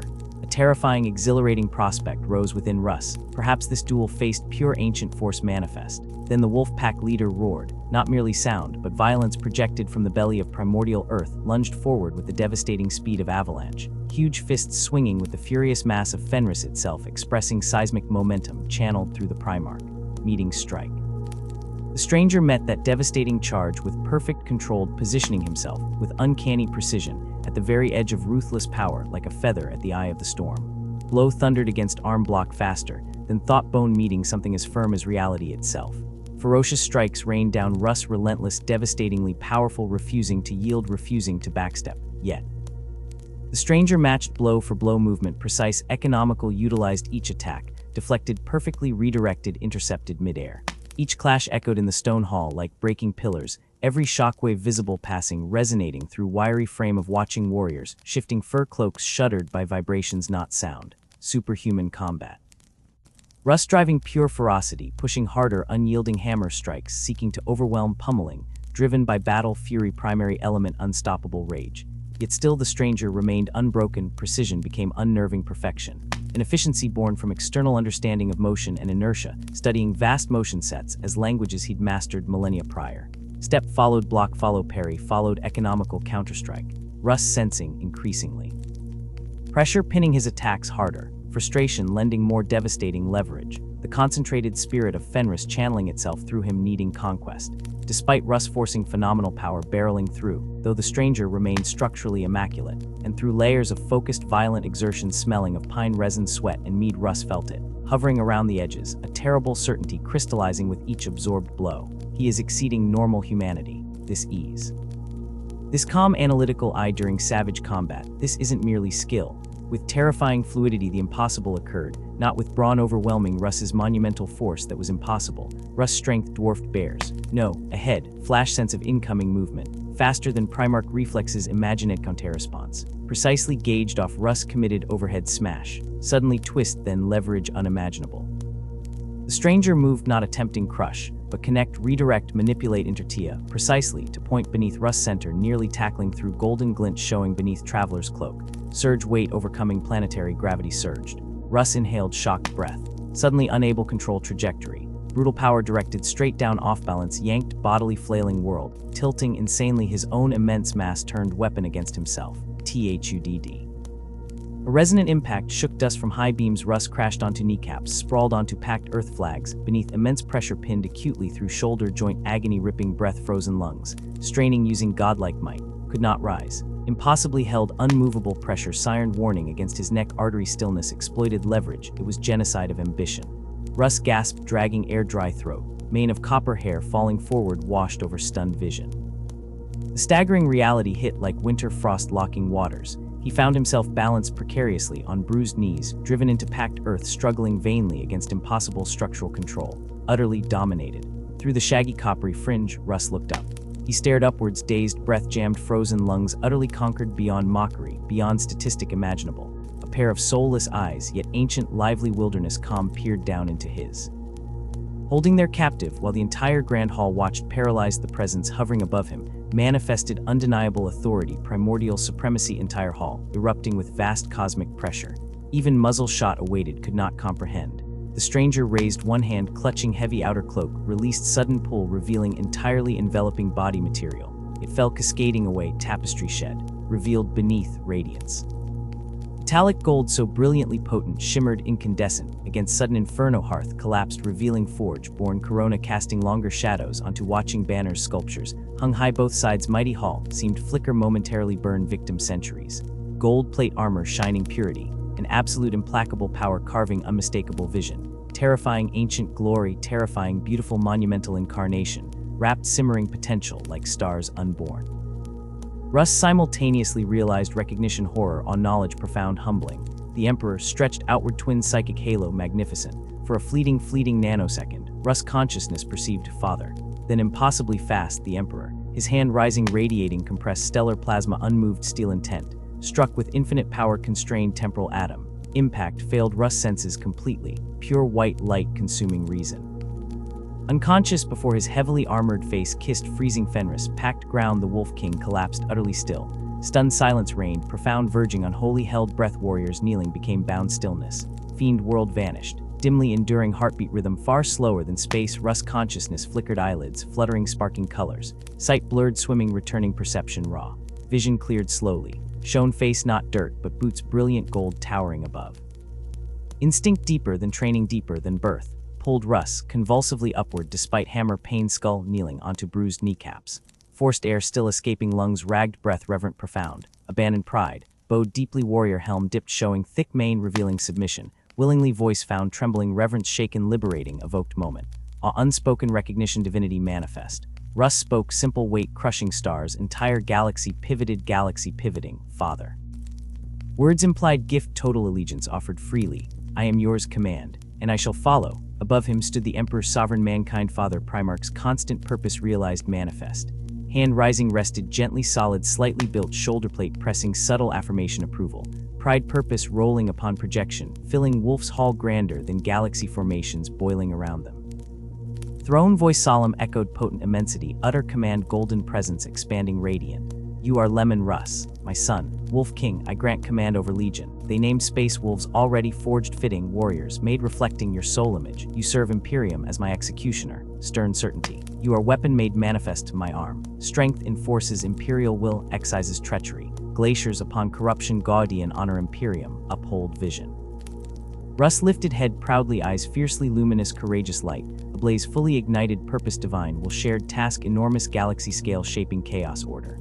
Pride unbreakable steel vocalized complete acceptance final unyielding vow. I accept charge Father. Voice unwavering formality oath eternal commission memory at world soul level. Swear carry thy will, until final breath ceases life, shall stride sword and shield endlessly for thy Imperium. Warriors surrounding ring comprehending cosmic epic changing passing moment. Knelt knees hitting packed earth unison sharp sound submission universe shift. Bowed heads chain links fate linked irrevocably form Great Crusade. Brother Space Wolves bowed allegiance their king knelt deeper towards fray connection scene. King walked power greater even than Fenris spirit world. Containing fate embedded mountains, continued endure blizzards scream wolves roamed ice cracks. All Fenris aware intrinsically king walked cosmic animal purpose eternity. With thundered oath binding life strands emperor acknowledging implicit service. Leman Russ stepped initially frost-laden shores homeworld joining interstellar journey vast. Carried within tide humanity myriad stars campaigns, fighting crusade legions consecrated reconquest galaxy, Jaws glory, the journey massive unfolded space stars countless alien vistas. Habitably harsh bizarre geology each world testing adaptability, legion forged deep, however Russ strode legion space wolves, brought wild untamed spirit Fenris unto spectacle war, and bedrock unbreakable loyalty reverence, Emperor bedrock impossible crack space wolves, fought storm unleashed winter biting arctic savagery. Attacks flashing sudden howls, erupt vast disrupt adverse battlefields, reflected unified violent survival requirements, hone generations Fenris folk.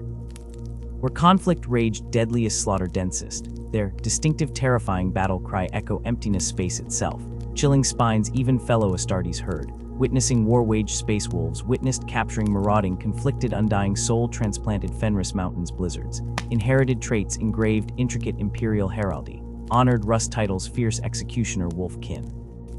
The spearhead known as Russ carved through the galaxy's dark with a weight upon its drive that was the Primarch's own soul, the stark silvergree of his chosen sons mirroring the cold resolve that ran deeper than mere hunger for conquest. This drive stemmed not from personal ambition, the gnawing ache for dominion that corrupted lesser souls, but from a bedrock fealty to the man who forged him, a loyalty as vast and unyielding as the glaciers guarding his homeworld. Every campaign unleashed became a vow fulfilled, every world secured under the double-headed Aquila, a resounding echo of the strength and unity he utterly believed could blaze across the void like a beacon. He operated not on arbitrary destruction, nor the fleeting thrill of dominance, but with method, calculation, a grim commitment that demanded results and preserved what could be saved.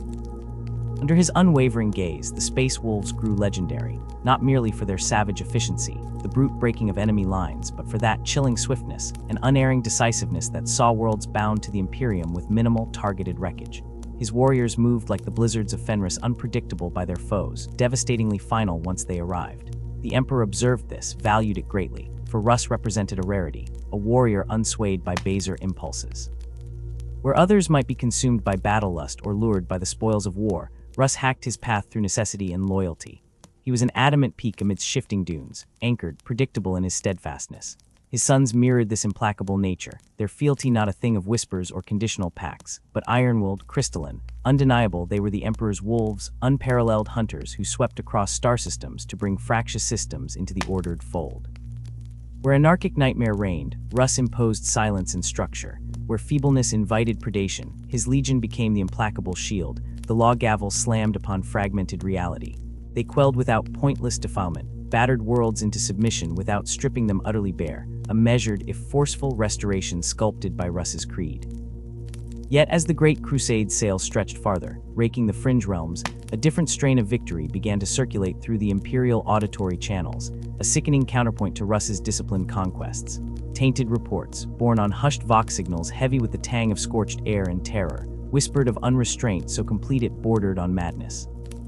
The shattering of the world known as Nera struck the Warmaster's chicanery like a discordant bell, a signal flare of rampant, unhinged violence that stained the very concept of imperial compliance.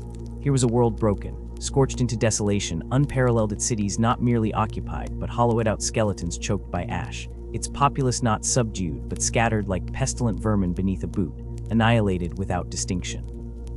The legion responsible, the World Eaters led by Angron, a Primarch known not for strategic acumen but for the raw, volcanic rage that seemed his primary fuel. Worse still were the chilling sigils accompanying the reports, tales of a dark device, ancient and grotesque, the Butcher's Nails. These were no mere battlefield tools, trophies of martial prowess, but corrupt engines burrowed deep within the sockets of warriors' skulls, devices that bypassed choice and mind, spurring the host towards a fury that mockingly aped a berserker storm.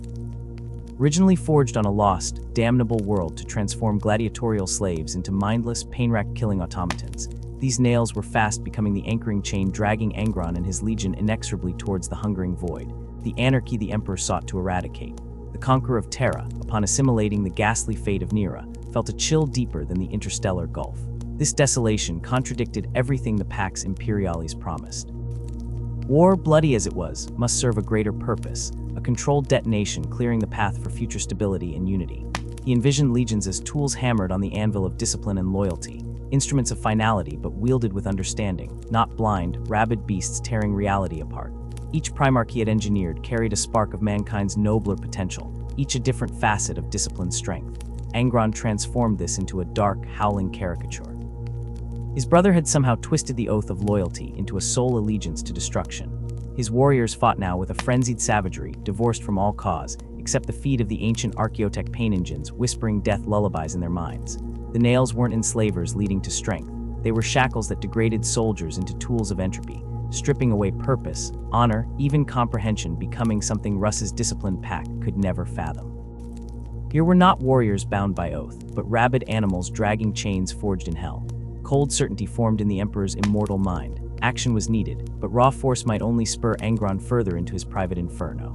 This needed subtlety, something alien to tanks grinding over fortresses, though terrifyingly alien to the task itself. Who amongst his towering sons possessed the strength, recognizable honor, and perhaps the brutal simplicity to potentially reach past Angron's torment? Who might speak with a voice of both shared blood and unbreakable fidelity? His gaze, heavy with sorrow for what had become of the Red Angel, landed upon Leman Russ, the Wolf King. In the secluded quiet beneath pinnacles of imperial authority, untouched by the voxjetter of a million crusade fronts, the Emperor summoned Russ. You could have predicted this chosen envoy, for while the Space Wolves knew Angron's reputation as a whirlwind of destruction, they confronted it with instinctive revulsion, and disdain such madness lacked all measure, all form. It was an idiotic flaying of potential. Violence without structure was abhorrent chaos to the hunt-born sons of Fenris. Russ entered the imperial sanctum radiating the quiet poise of Fenrisian rock, though his habitual stride was subtly subdued. This was no briefing on tactics. His stony features remained implacable as the Emperor recounted the fate of Nera, the accounts of the butcher's nails bruising the very air between them, the specific technique of demonic annihilation. He listened, the black void around the Emperor seeming to resonate with the descriptions of cities burned to sterile ground solely because they stood before the efficient capacity to kill. The depths in his father's voice resonated. "They are shackles, my son," the Emperor uttered, a weight-like gravitational pull shaping every syllable, not tools forged in loyalty or strength. They do not elevate the warrior, they diminish him, rip away his soul's core, forging him into something intimately familiar yet profoundly alien, a mindless engine that knows no horizon but the next kill. This blood-caked oblivion is anathema to everything we strive against. Russ understood the gravity, anchored in his being. Meaningless slaughter sickened him on primal level, the visceral nausea the Fenrisian felt witnessing spilled ambrosia wasted on docking bay floors. Battle was for a reason. Strength derived nobility solely from being tethered to a cause larger than its bearer. Destruction needed justification, boundaries upheld. Stubborn fury geared towards senseless ruin. It felt fundamentally wrong, a cancer upon creation. "Then grant me audience, Father," Russ declared, his voice level as a frozen tundra lake, devoid of doubt in his capability once the course was set. "I shoulder the burden. If Angron has lost his way on the path, I will find it alongside him, stride beside him if I must." The Emperor's ageless features softened minutely, a rare fracture in the monolith, for he recognized the granite heart of Russ, endured by millennia of ancestral ice and war. "Go then, Wolf King," came the command. "Find Angron, illuminate the path we share forged in the cosmology of Terra. Remind him strength is never only a matter of rending flesh with tooth or claw, but of the purpose that guides the strike." Thus, with his father's charge settling on his broad shoulders like chilled mantle metals forged for kings, Russ returned to his wolves. The merest shift in his posture, an invisible crackle to his immense presence, the subtle tightening around his stormcloud eyes, communicated silence louder than vox horns. His legion, extensions of his winter psyche, attuned instantly to the somber weight eclipsing his usual brutal confidence.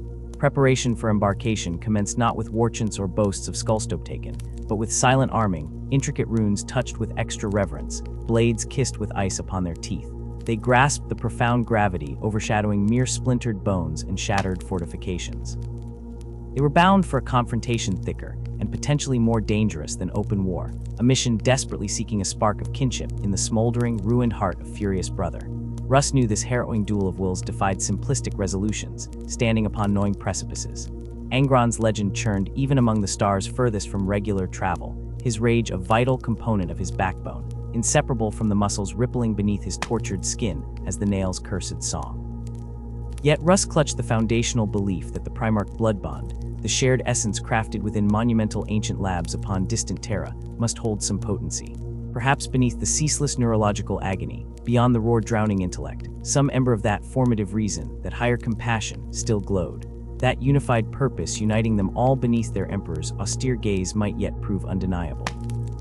As the last armored plate was sealed within his flagship's armored vastness, Russ took his command throne. His gaze bored into the howling emptiness folding space outside reinforced viewing ports, steady as bedrock. Returning Angron to reason demanded resources far exceeding martial ability. It would necessitate patience incongruous amongst thunderous cries, seasoned with honor demanding mutual acknowledgement, and the binding, magnetic gravitational pull of that shared fealty, connecting all the Emperor's scattered sons to their progenitor's vision.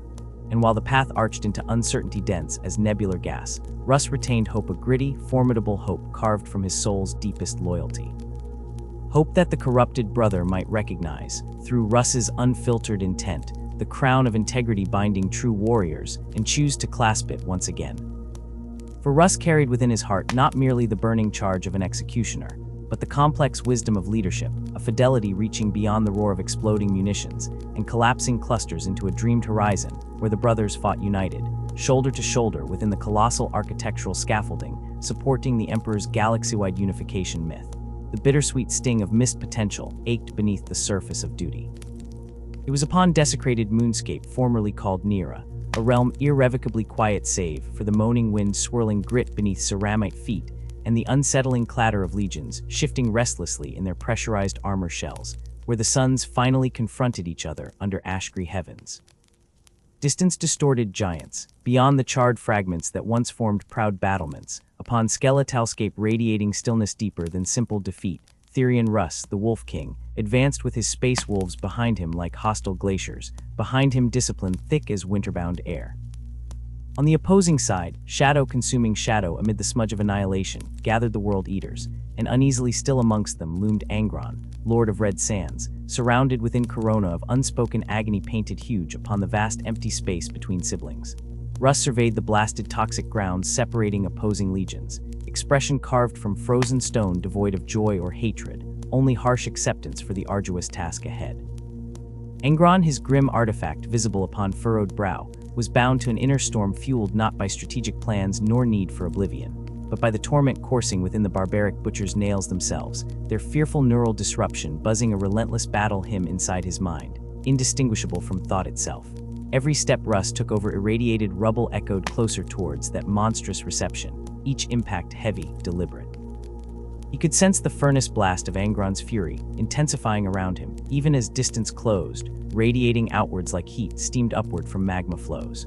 Angron remained unmoving, scorched crimson armor a raw, bleeding wound against the ubiquitous, lifeless gray expanse, his gaze magnetically fixing Russ with an unnerving stare mingling primal defiance against unspeakable personal suffering. Russ, stranger yet brother, sensed not impersonal challenge, but glimpsed ancient sorrow beneath the uncanny relentless ferocity.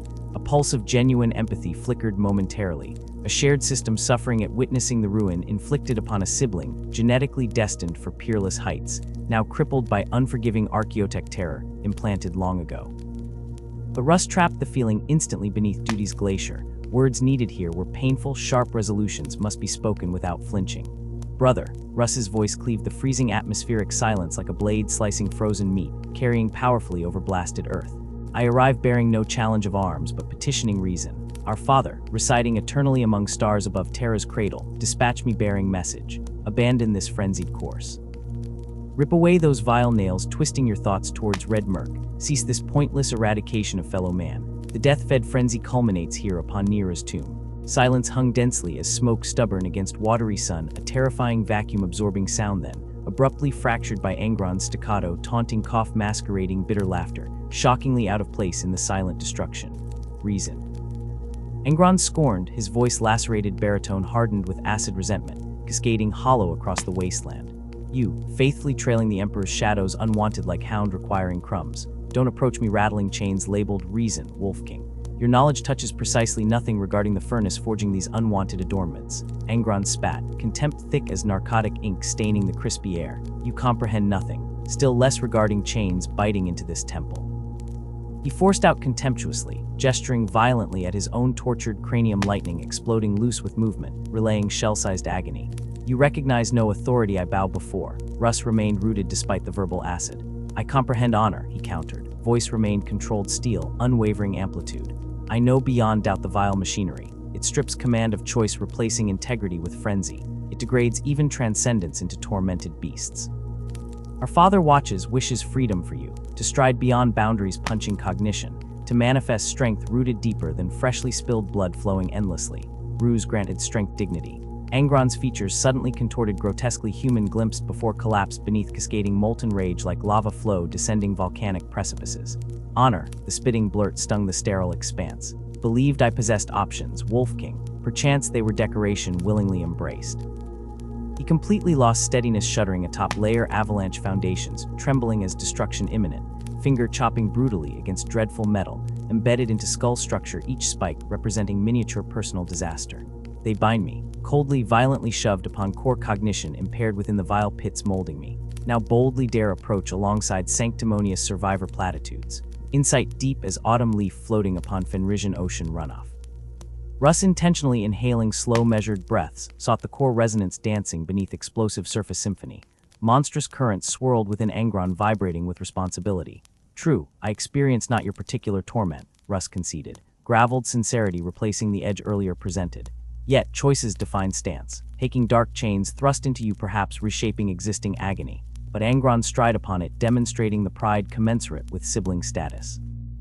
You needn't resemble afraid beasts dragged backward toward unknowable slaughterhouse. That wasn't designed to creed Emperor's land. He hardened, determination crystallized clarity around iris pupils narrowing upon sibling. Those things piercing heart biological systems. This oppression elevating primitive instincts. No substitute succession honor. Path offered. Leads solely to scorched earth horizon as abundantly witnessed. Russ gestured bluntly, encompassing surrounding tragedy, stretching unmanned, observer distantly surrounding murderous junction. Angron reacted instantly, colossal fists suddenly transforming into warhammering stones, readying explode surface moment contact achieved. His entire presence transformed into that of seismic torrent collapsing containment locks.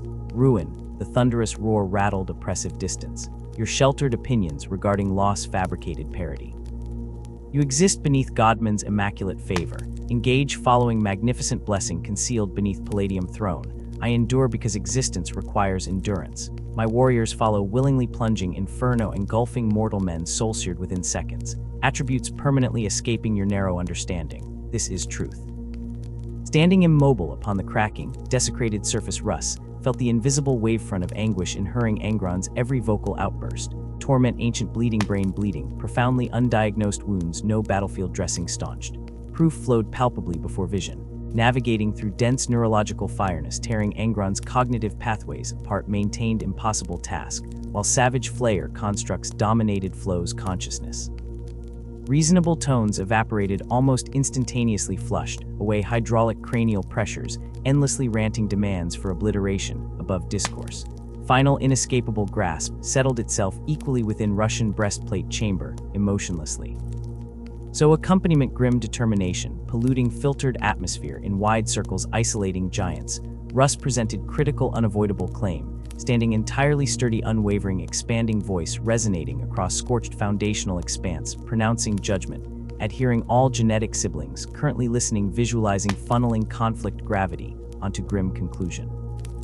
Very well, Russ concluded, deadly resignation permeating declaration, sending ripples cascading, opposing ranks rippling through heavy plate.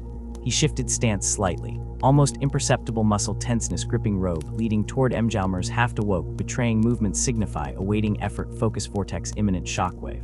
Words then blunted against impenetrable walls. Let phrase ourselves, weapon construct linguistics. He affirmed final torturous avenue, resigned necessitate engagement. If reasoned defiance irritates comprehensible instructions, packaged peace, heed sample force vibration, shortly unleashed upon unified front. He declared embodying destiny's inevitability, bracing macroscopic sorrow, pedestal leadership mandate, legion formations. He flicked gaze spanning both gathering hordes, presently extinguishing ambience beneath Russell chest plate, and curt platform, shuffling ceremonial posture, preparing finally. Location descended upon awkward pressured suspension. Dense, permeating urgency thickened surrounding atmosphere like armor wax, ritualistically hardening seconds before combat shock. Every space wolf tightened knuckles upon cherished blade pommels. Every world eater tuning butcher nails melody, intensifying, beguiling violence and believe drumming explosion imminent. Impending doom sculpted universe itself upon threshold, witnessing fundamentally miserable sibling tragedy unfolding, acknowledgement failing battlefield strategy, exposing tragic flaws, conceptualized galaxy unity, maintained mysterious forgotten technologies unsuccessfully. Beforehand robbing heroic pieces, champion sons, foreseen future battles, destined inevitable Pyrrhic defeat.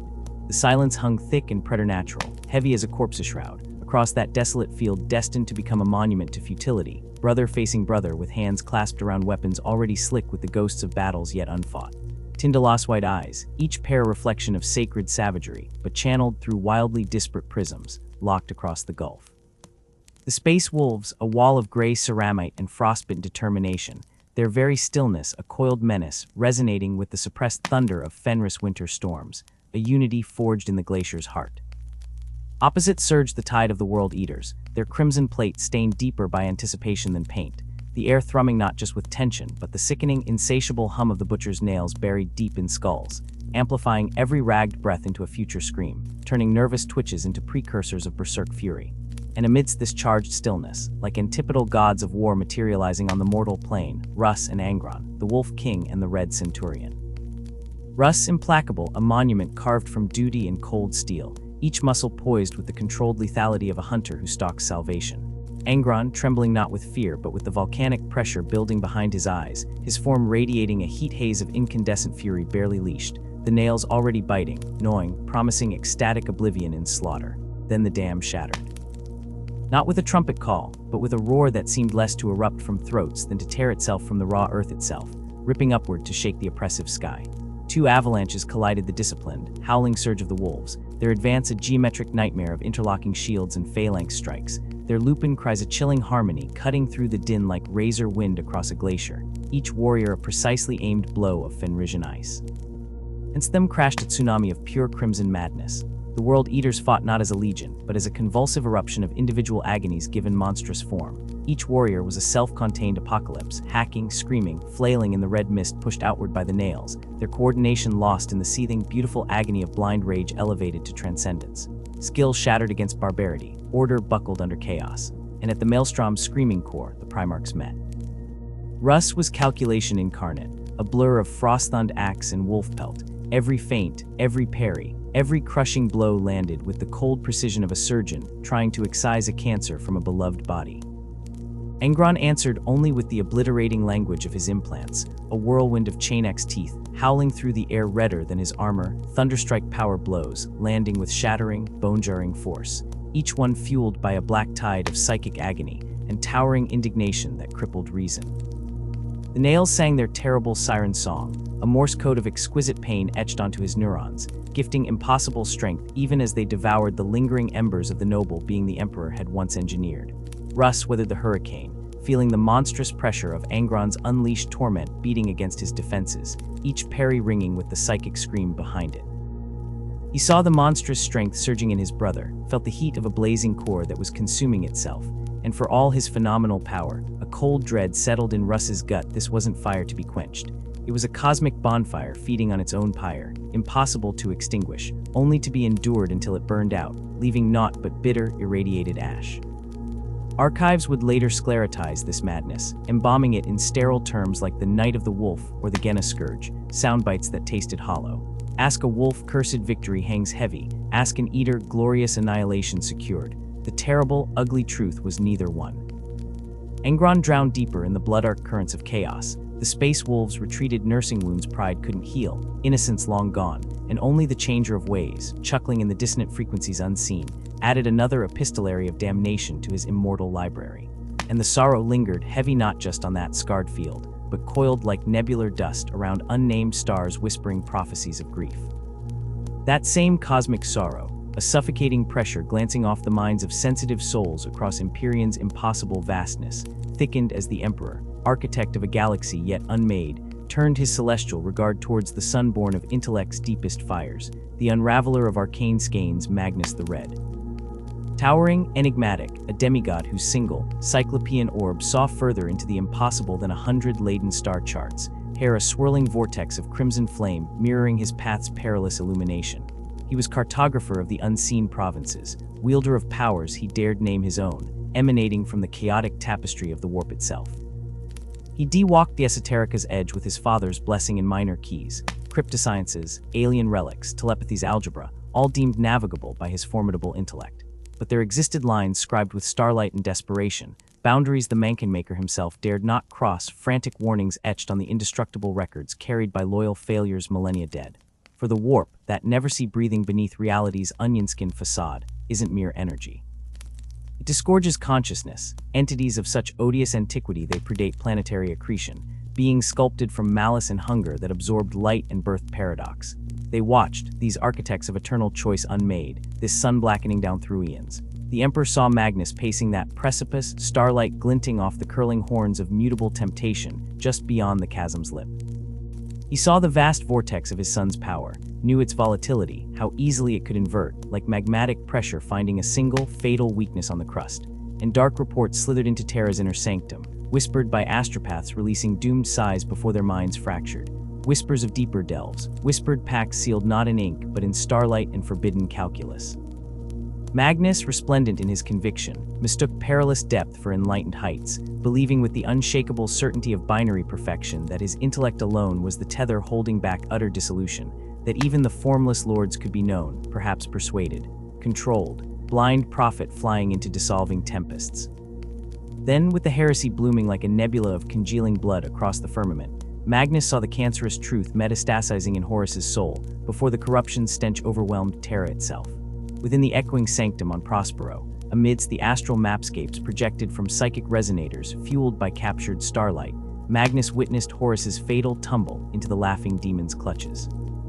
He resolved to pierce the spatial gulf with a psychic warning, a spur thrust of consciousness straight to the golden throne. but the magnificent pulse of his thought form, amplified by exultant scholars whose sutras lent unheard harmony, inevitably brushed against the wards guarding Terra's heart, wards woven not just against intrusion, but against the very chaotic frequencies screaming around Magnus himself. As the psychic eruption breached the catacomb levels beneath the Eternity Gate, a sigh-like universe's tearing drifted through unmappable Empyrean realms, and keen, unseen things tasted the pantheon riposte flung back. Fury, cold bedrock beneath any semblance of celestial justice, filled the Emperor. Orders rained upon Fenris like hypervelocity storms. Leman Russ, grim avatar of embodied sanction, was summoned. The command was grief etched in adamantium: go to Prospero, bring Magnus to Terra. Before the precipice collapsed utterly beneath his reckless steps, this articulation held sorrow profound. Execution wasn't the demand yet. It was retraction, retrieval, a desperate hauling back from the universe's gnawing edge before irreparable damnation. Rescue. Imperative duty settled upon Russ, weighty as his own Ursine armor. He accepted with a lupin nod, the grunt of purpose understood.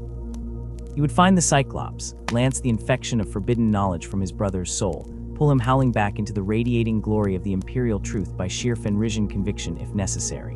Bloodshed was absent from the lexicon, protection paramount. He summoned the entry's Carls, girded his riders of the Stormwolf, set their Jarls plotting immolating trajectories across the warp's terrible tides towards Prospero's distant, lighthouse-like psychic signature. Yet in the dimensionless tides swirling below reality, amidst the laughter echoing the collapse of material constants, the powers watched. Ancient intellects beyond stellar decay observed Russ's fleet muster, shining speartips cutting chaotic currents like desperate beacon breakers. They smelled the potential acridity scraped from Magnus's seething psychic core, ambition curdling, conviction slipping, hubris humming at tuned frequencies. Knowledge, vast swathes of Peruan intellect, beautifully packaged within a Primarch psyche, capable of tearing holes in solid causality itself, a prize beyond measure.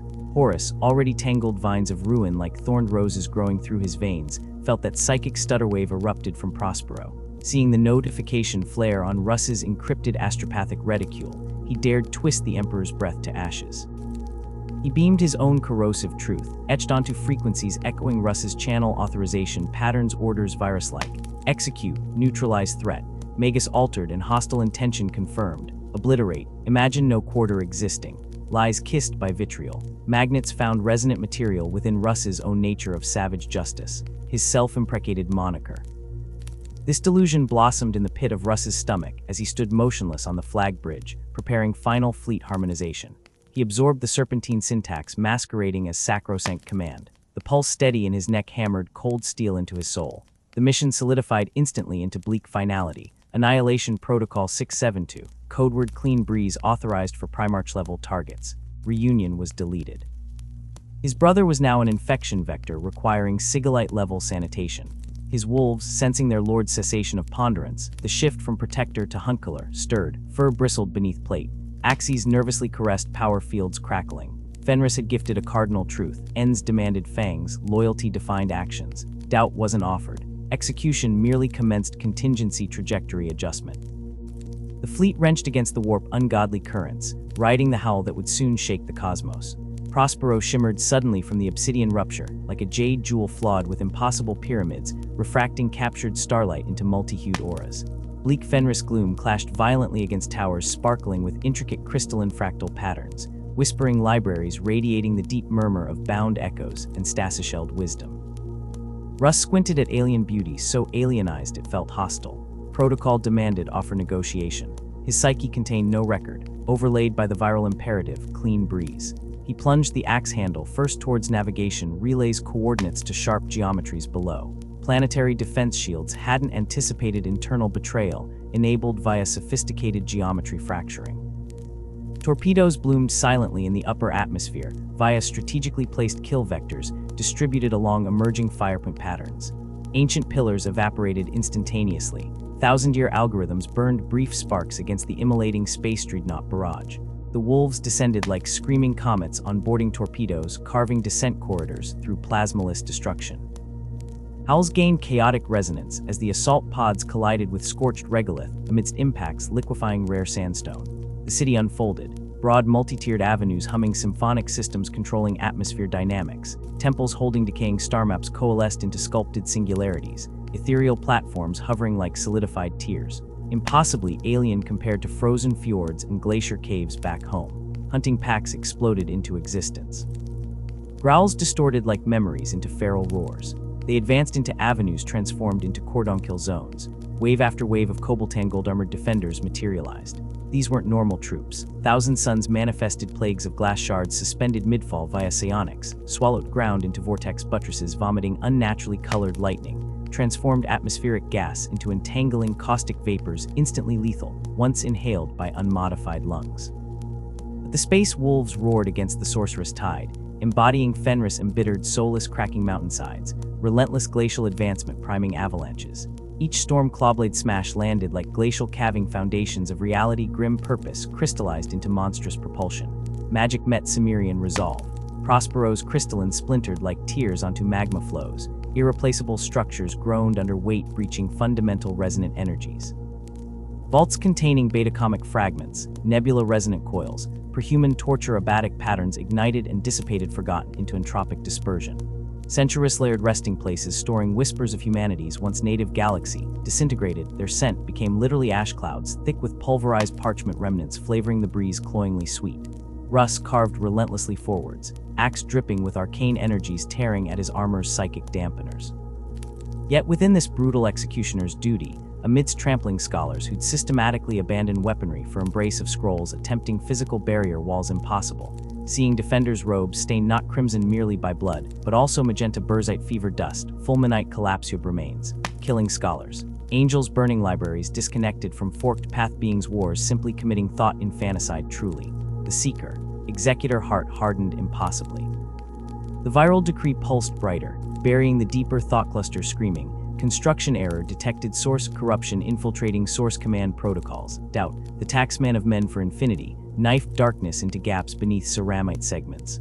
Prospero bled wisps that once represented the universe defended departs sighing astrophysicalival regrets.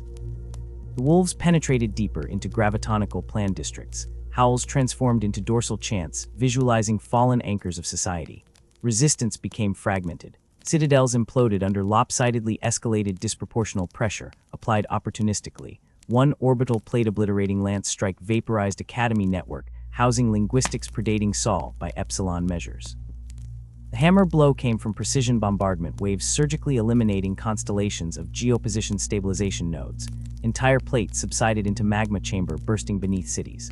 Prospero stopped humming. She choked. Pink-purple atmospheric glistens tarnished blotchy. Ruins dripped slag obscenely.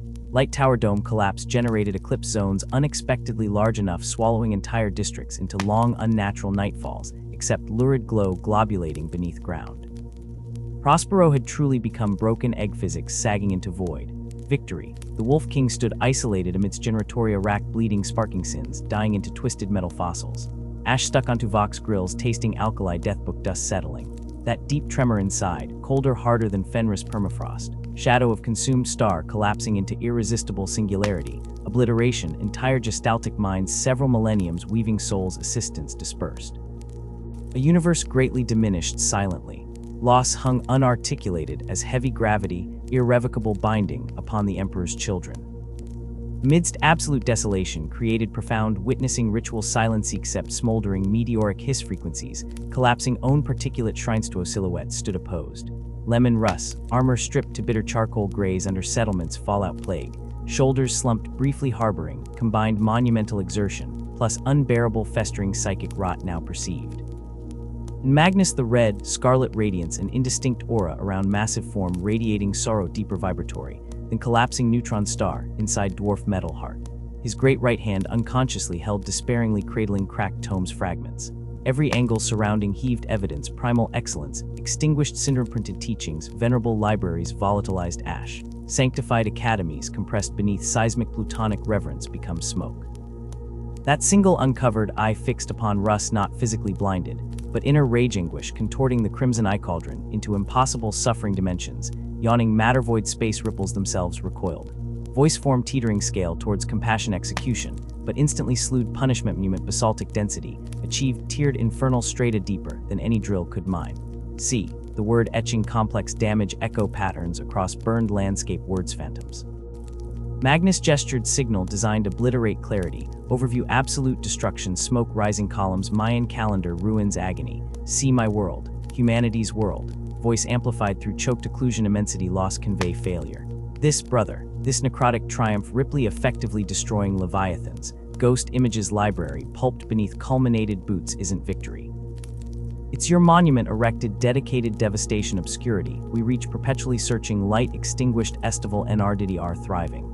Accusation gristmill directionally focusing cutting Russ literally staggering step disruption. Creatures battle, slaves obeying codified mandate exist elsewhere, but you, executioner, execution of hope, imperial sanity. Russ tension spine fjordhard structure, acquired operational decisiveness instantly forced separation, delaying engagement wound contaminated perception. I had orders passing mine understanding questioning. Mine father dictates imprints genetically bound surface, ignoring prompts Diogenes search, records new pain perceived beneath legal excavation, announced terrain mountains but Magnus. Signaling wreckage splintered fossil archives, surrounding hydrogen bomb remaining glimpse, holding together magnificent blueprints, visible passing windy gap climax dancing like moth skeleton patterns. Yours entanglement boundaries imperial transgressed constantly. Your scratching power dimensions protean beyond, contain thrilled whisper counts mortality. Russ stepped across fallen plasteel flanges protruded broken-edged arterial fountain, staining polished iconograph terraces. Everything burned down hearth ashes invitation chill ending. Russ concluded approximating chain X grip nails, gouging integrity, revealed wiring microscopic absence command certainty nuance. Couldn't peripherally glimpsing sustainability, existentially impossible undertaking self-guiding Pinach, imperial austere order emphasized creation stories. Magnus impossible vibration, forcing thermodynamics paradox mocking vortex activate momentarily suspending floating dust ignorant physics, prison surrounding Russ obliviously walking, inside cage invisible tracing despair. Orders, newly Marianastrench grown shattering titanic plate silence. Offered pronoun anchors established authority arbitrating cosmological scale. Given experiment creator destroy gods. Execution self-relinquishing wisdom perpetuity.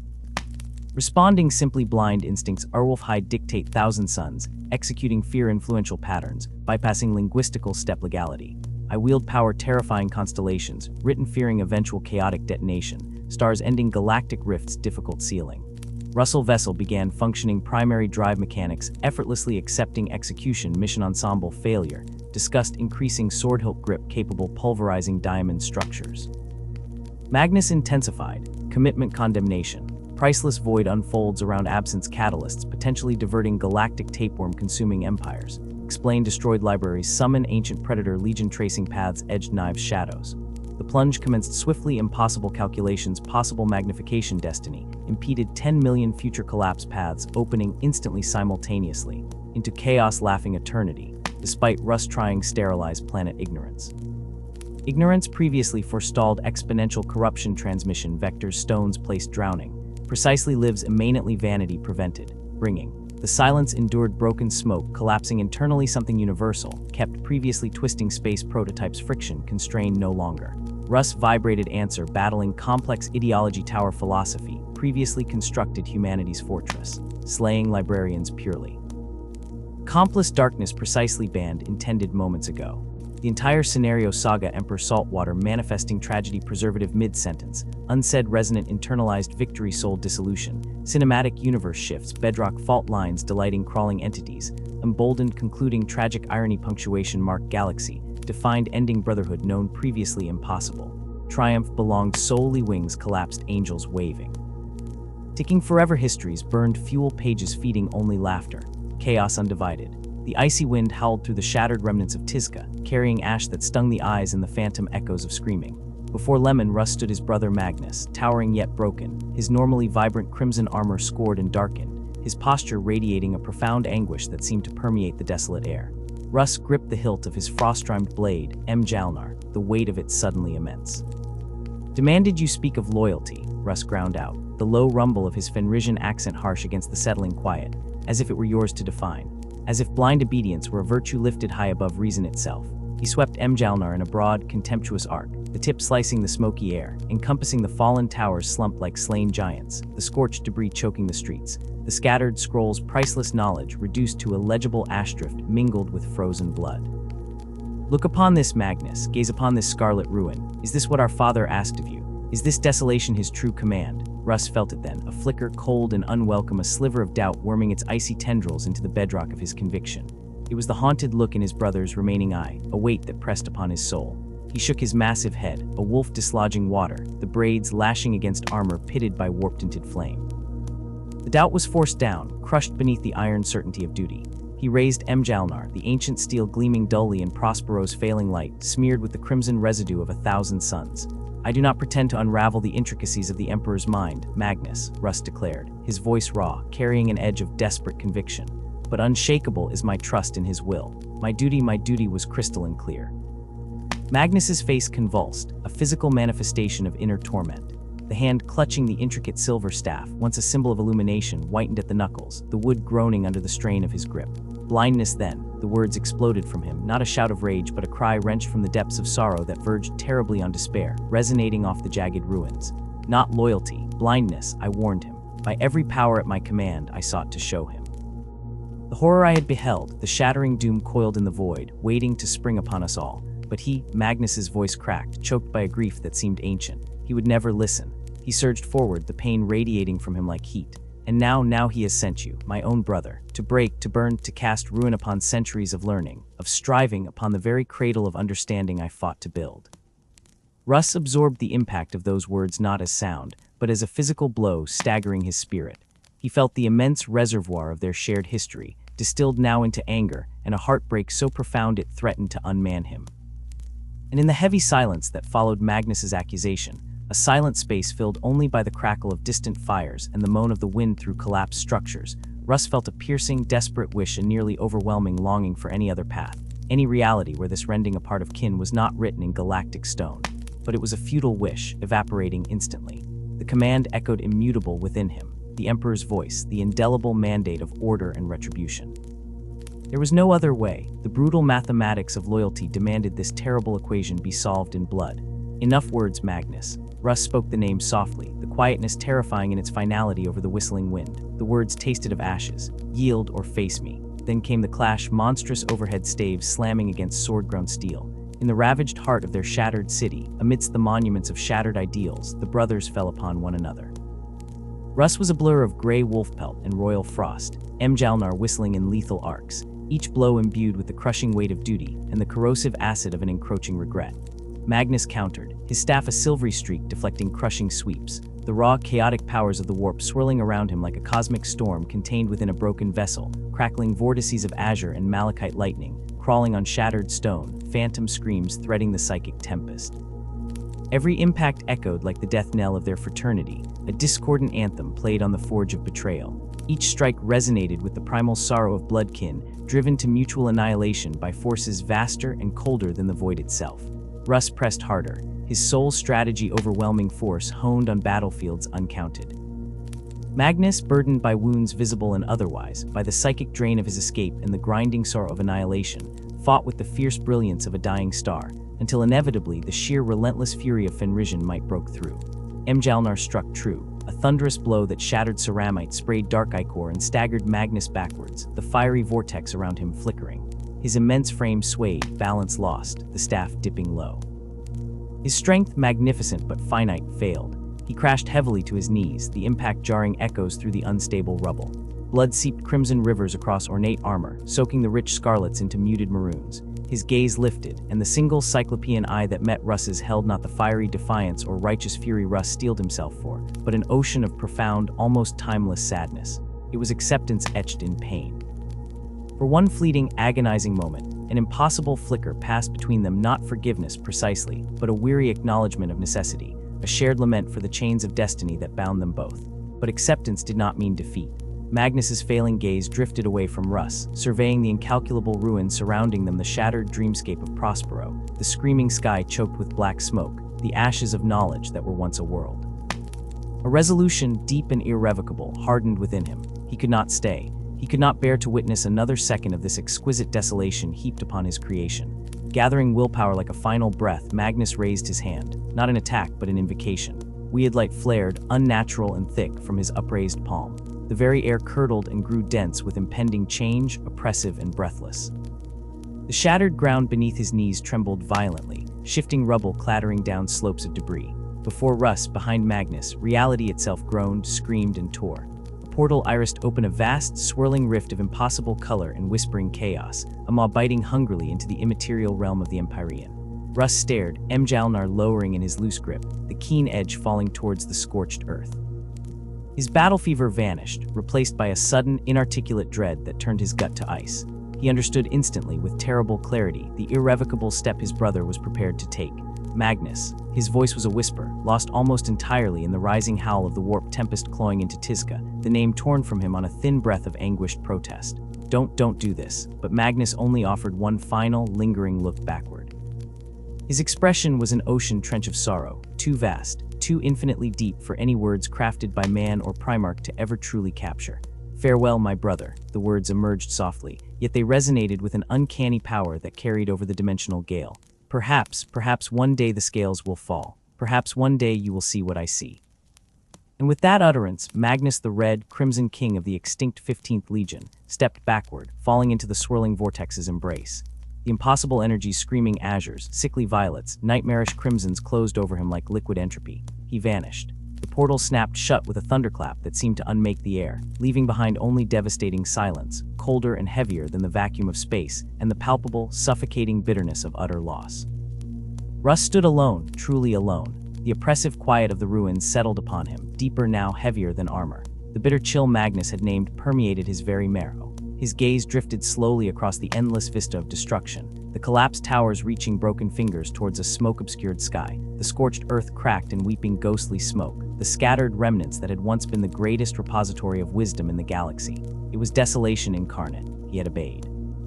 He had carried out the sacred command of his father to the bitter letter. Yet, standing amidst the still-cooling ashes of Prospero, a terrible emptiness gnawed within him, a void the clamor of battle could never fill.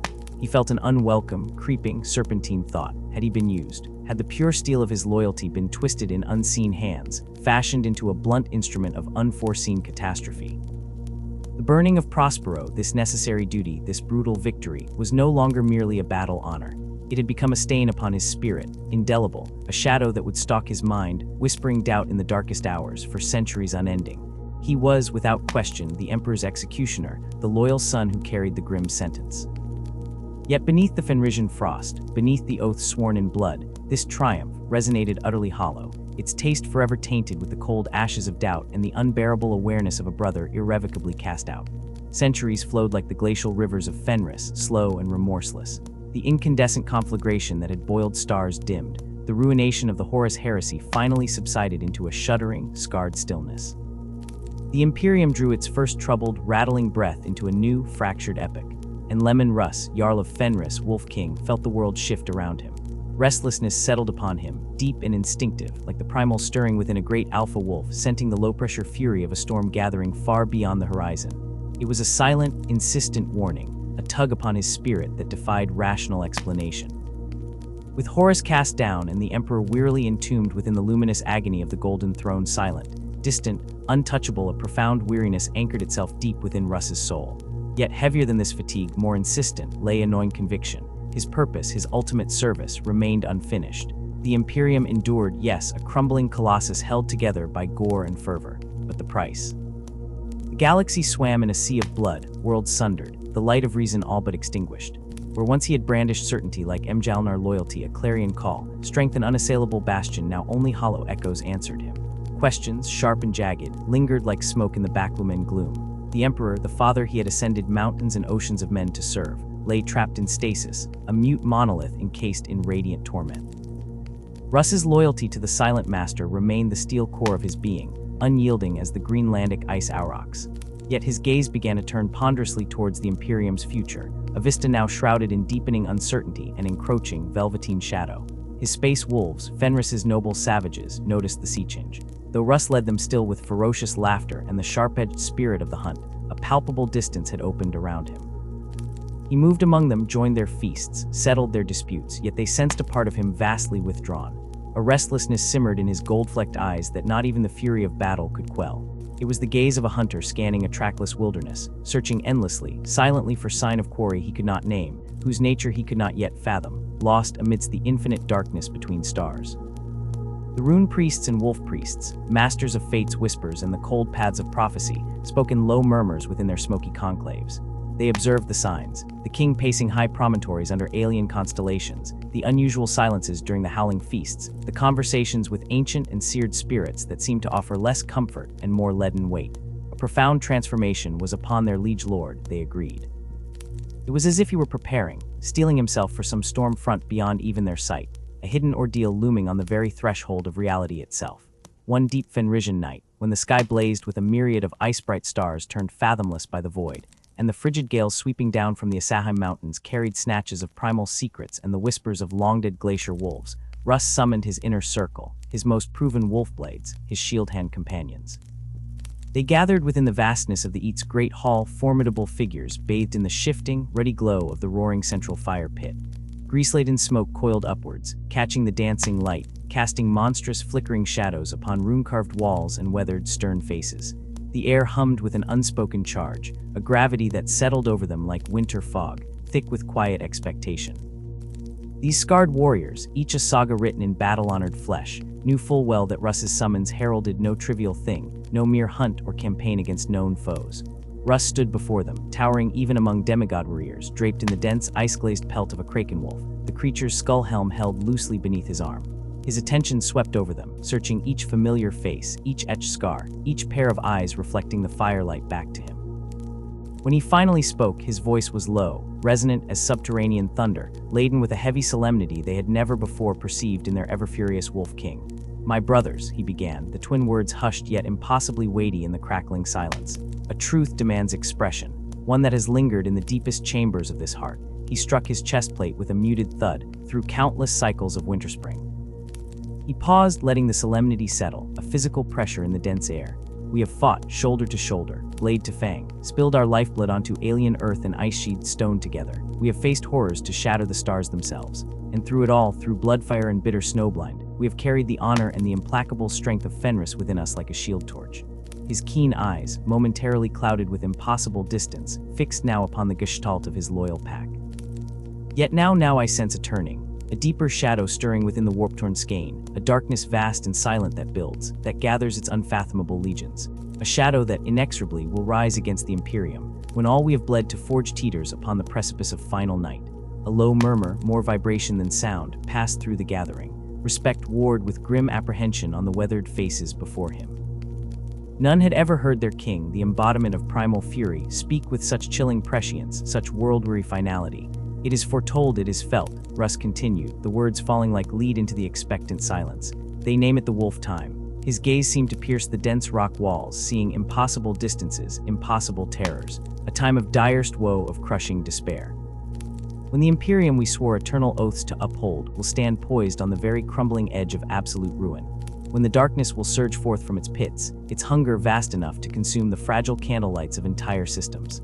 In that hour, my brothers," his voice strengthened then, infused with a fierce, undeniable certainty that cut through the dread like Mjalnar through ceramite, "in that blackest, most desperate hour, I shall return. I will be your beacon in the storm once more. I will stand shoulder to shoulder with you in shield wall formation. I will command the fangs of Fenris, loud and unbroken. I will lead you again, as the Emperor's loyal blade, as your Wolf King." A profound hush followed these words, broken only by the startled intake of breath and the shifting of armored feet on stone. Complex churning tide surged through the assembled wolves. The frigid clutch of dread at the horror hinted, mingled inextricably with the sudden, sun-bright bloom of hope kindled by Russ's unwavering pledge. If their Russ, their eternal king, would stride forth from the void itself to stand with them when the shadows converged, then perhaps, against the encroaching tide of cosmic night, a spark remained. A spark strong enough to become the light guiding them through. Yet, Russ spoke again, tempering the momentary lift, his voice dropping once more to that deep, resonant register that commanded absolute silence. It was a sound of vast, imminent distances. Until that fated clash at the end of all things comes, until the howl for our final stand echoes through the Empyrean, I must depart from you, my brothers. I must journey paths unmarked, into spaces beyond the compass of known destiny, far beyond the dimmest stars charted in our Garmlumen oracles. He stepped forward, immense yet driven, his movement carrying him towards one warrior and ancient comrade, a scarred son of Fenris whose face bore the same runes of time as frost on granite. Placing one massive, ungauntleted hand upon this weathered warrior's griffon-embellished plate, Russ looked directly into the old soldier's roomy, but fiercely intelligent eyes. "You will carry the mantle, brother. You will be the guiding claw of the rout. Through blizzard and voidspan, you will bear high the shining honor of Fenris, Wetsunsharp and unblemished. The vastness of the great hall seemed to fall utterly silent then, not with absence of noise, but with the sheer density of understanding that permeated the very air molecules. Every warrior present bowed his grizzled head, a forest of gray braids and tattooed crowns dipping in profound, solemn respect. Their hearts could rage against the departure, their souls could keen the loss like a serrated knife, but their minds comprehended the gravity, the terrifying necessity. As they stood there, fists clenched upon the hilts of their weapons, helms tucked respectfully under arms, heads lowered in the fire shadows, each keenly felt the immense, irrevocable weight of Russ's final charge settle upon them like physical pressure on their genibless shoulders. It was as if a vital sliver of Russ's own indomitable spirit, his resolve crystallized in that promise, had lodged within each soul a fragment of their king entrusted to their keeping until the promised hour. At the ghostly cusp of dawn, when the first fragile fingers of pale light began to pry apart the retreating darkness over Fenris's jagged peaks, Leman Russ gathered his gear. The great, acrid-smelling pelt of the Krakenwolf fastened securely over layered warplate already kissed by frost. His movements were deliberate, unhurried. He was a king preparing for a journey beyond realms.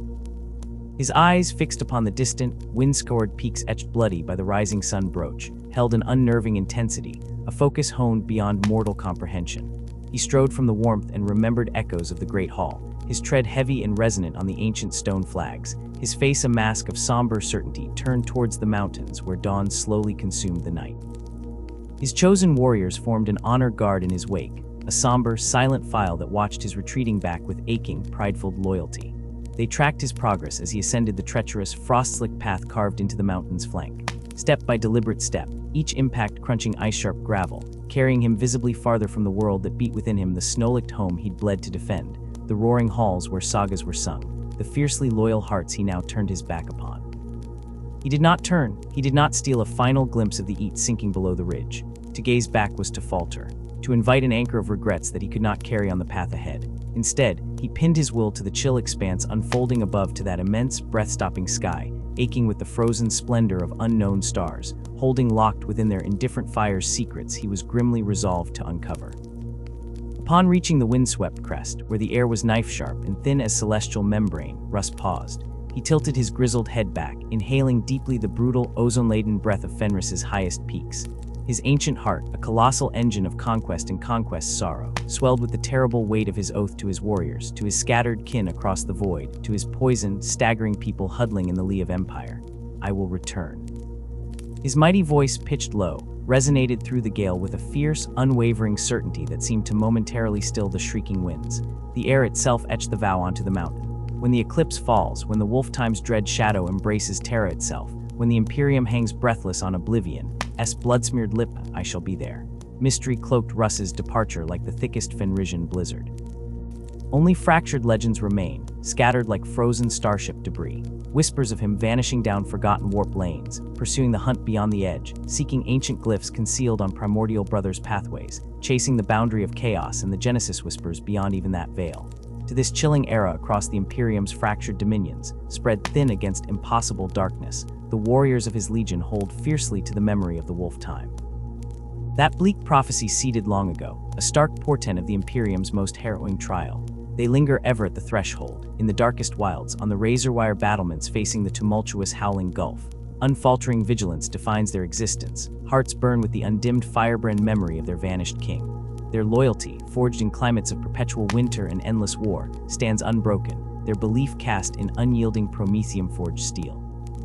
For deep within, resonating in the marrow of every space wolf, echoing through the frost-cracked stones of the Fang itself, barbed against despair by relentless Fenrisian pride, lies the unshakable knowledge, as certain as the wheeling of Asaheim's cruel stars, as unstoppable as the grinding jaws of glacial calving, the hour will come. When shadows mass like galactic necropoli to choke the trembling light, when Terra's last bastion crumbles beneath impossible malevolence, when hope itself bleeds out upon the altar stone of eternal night, the Wolf King will return. And with his coming, a light will blaze forth not the false promises of corpse-god whispers or tainted warpfire, but the cold, fierce, unquenchable beacon of Fenris, guiding the fractured Imperium through its final, desperate hour of vanishing twilight.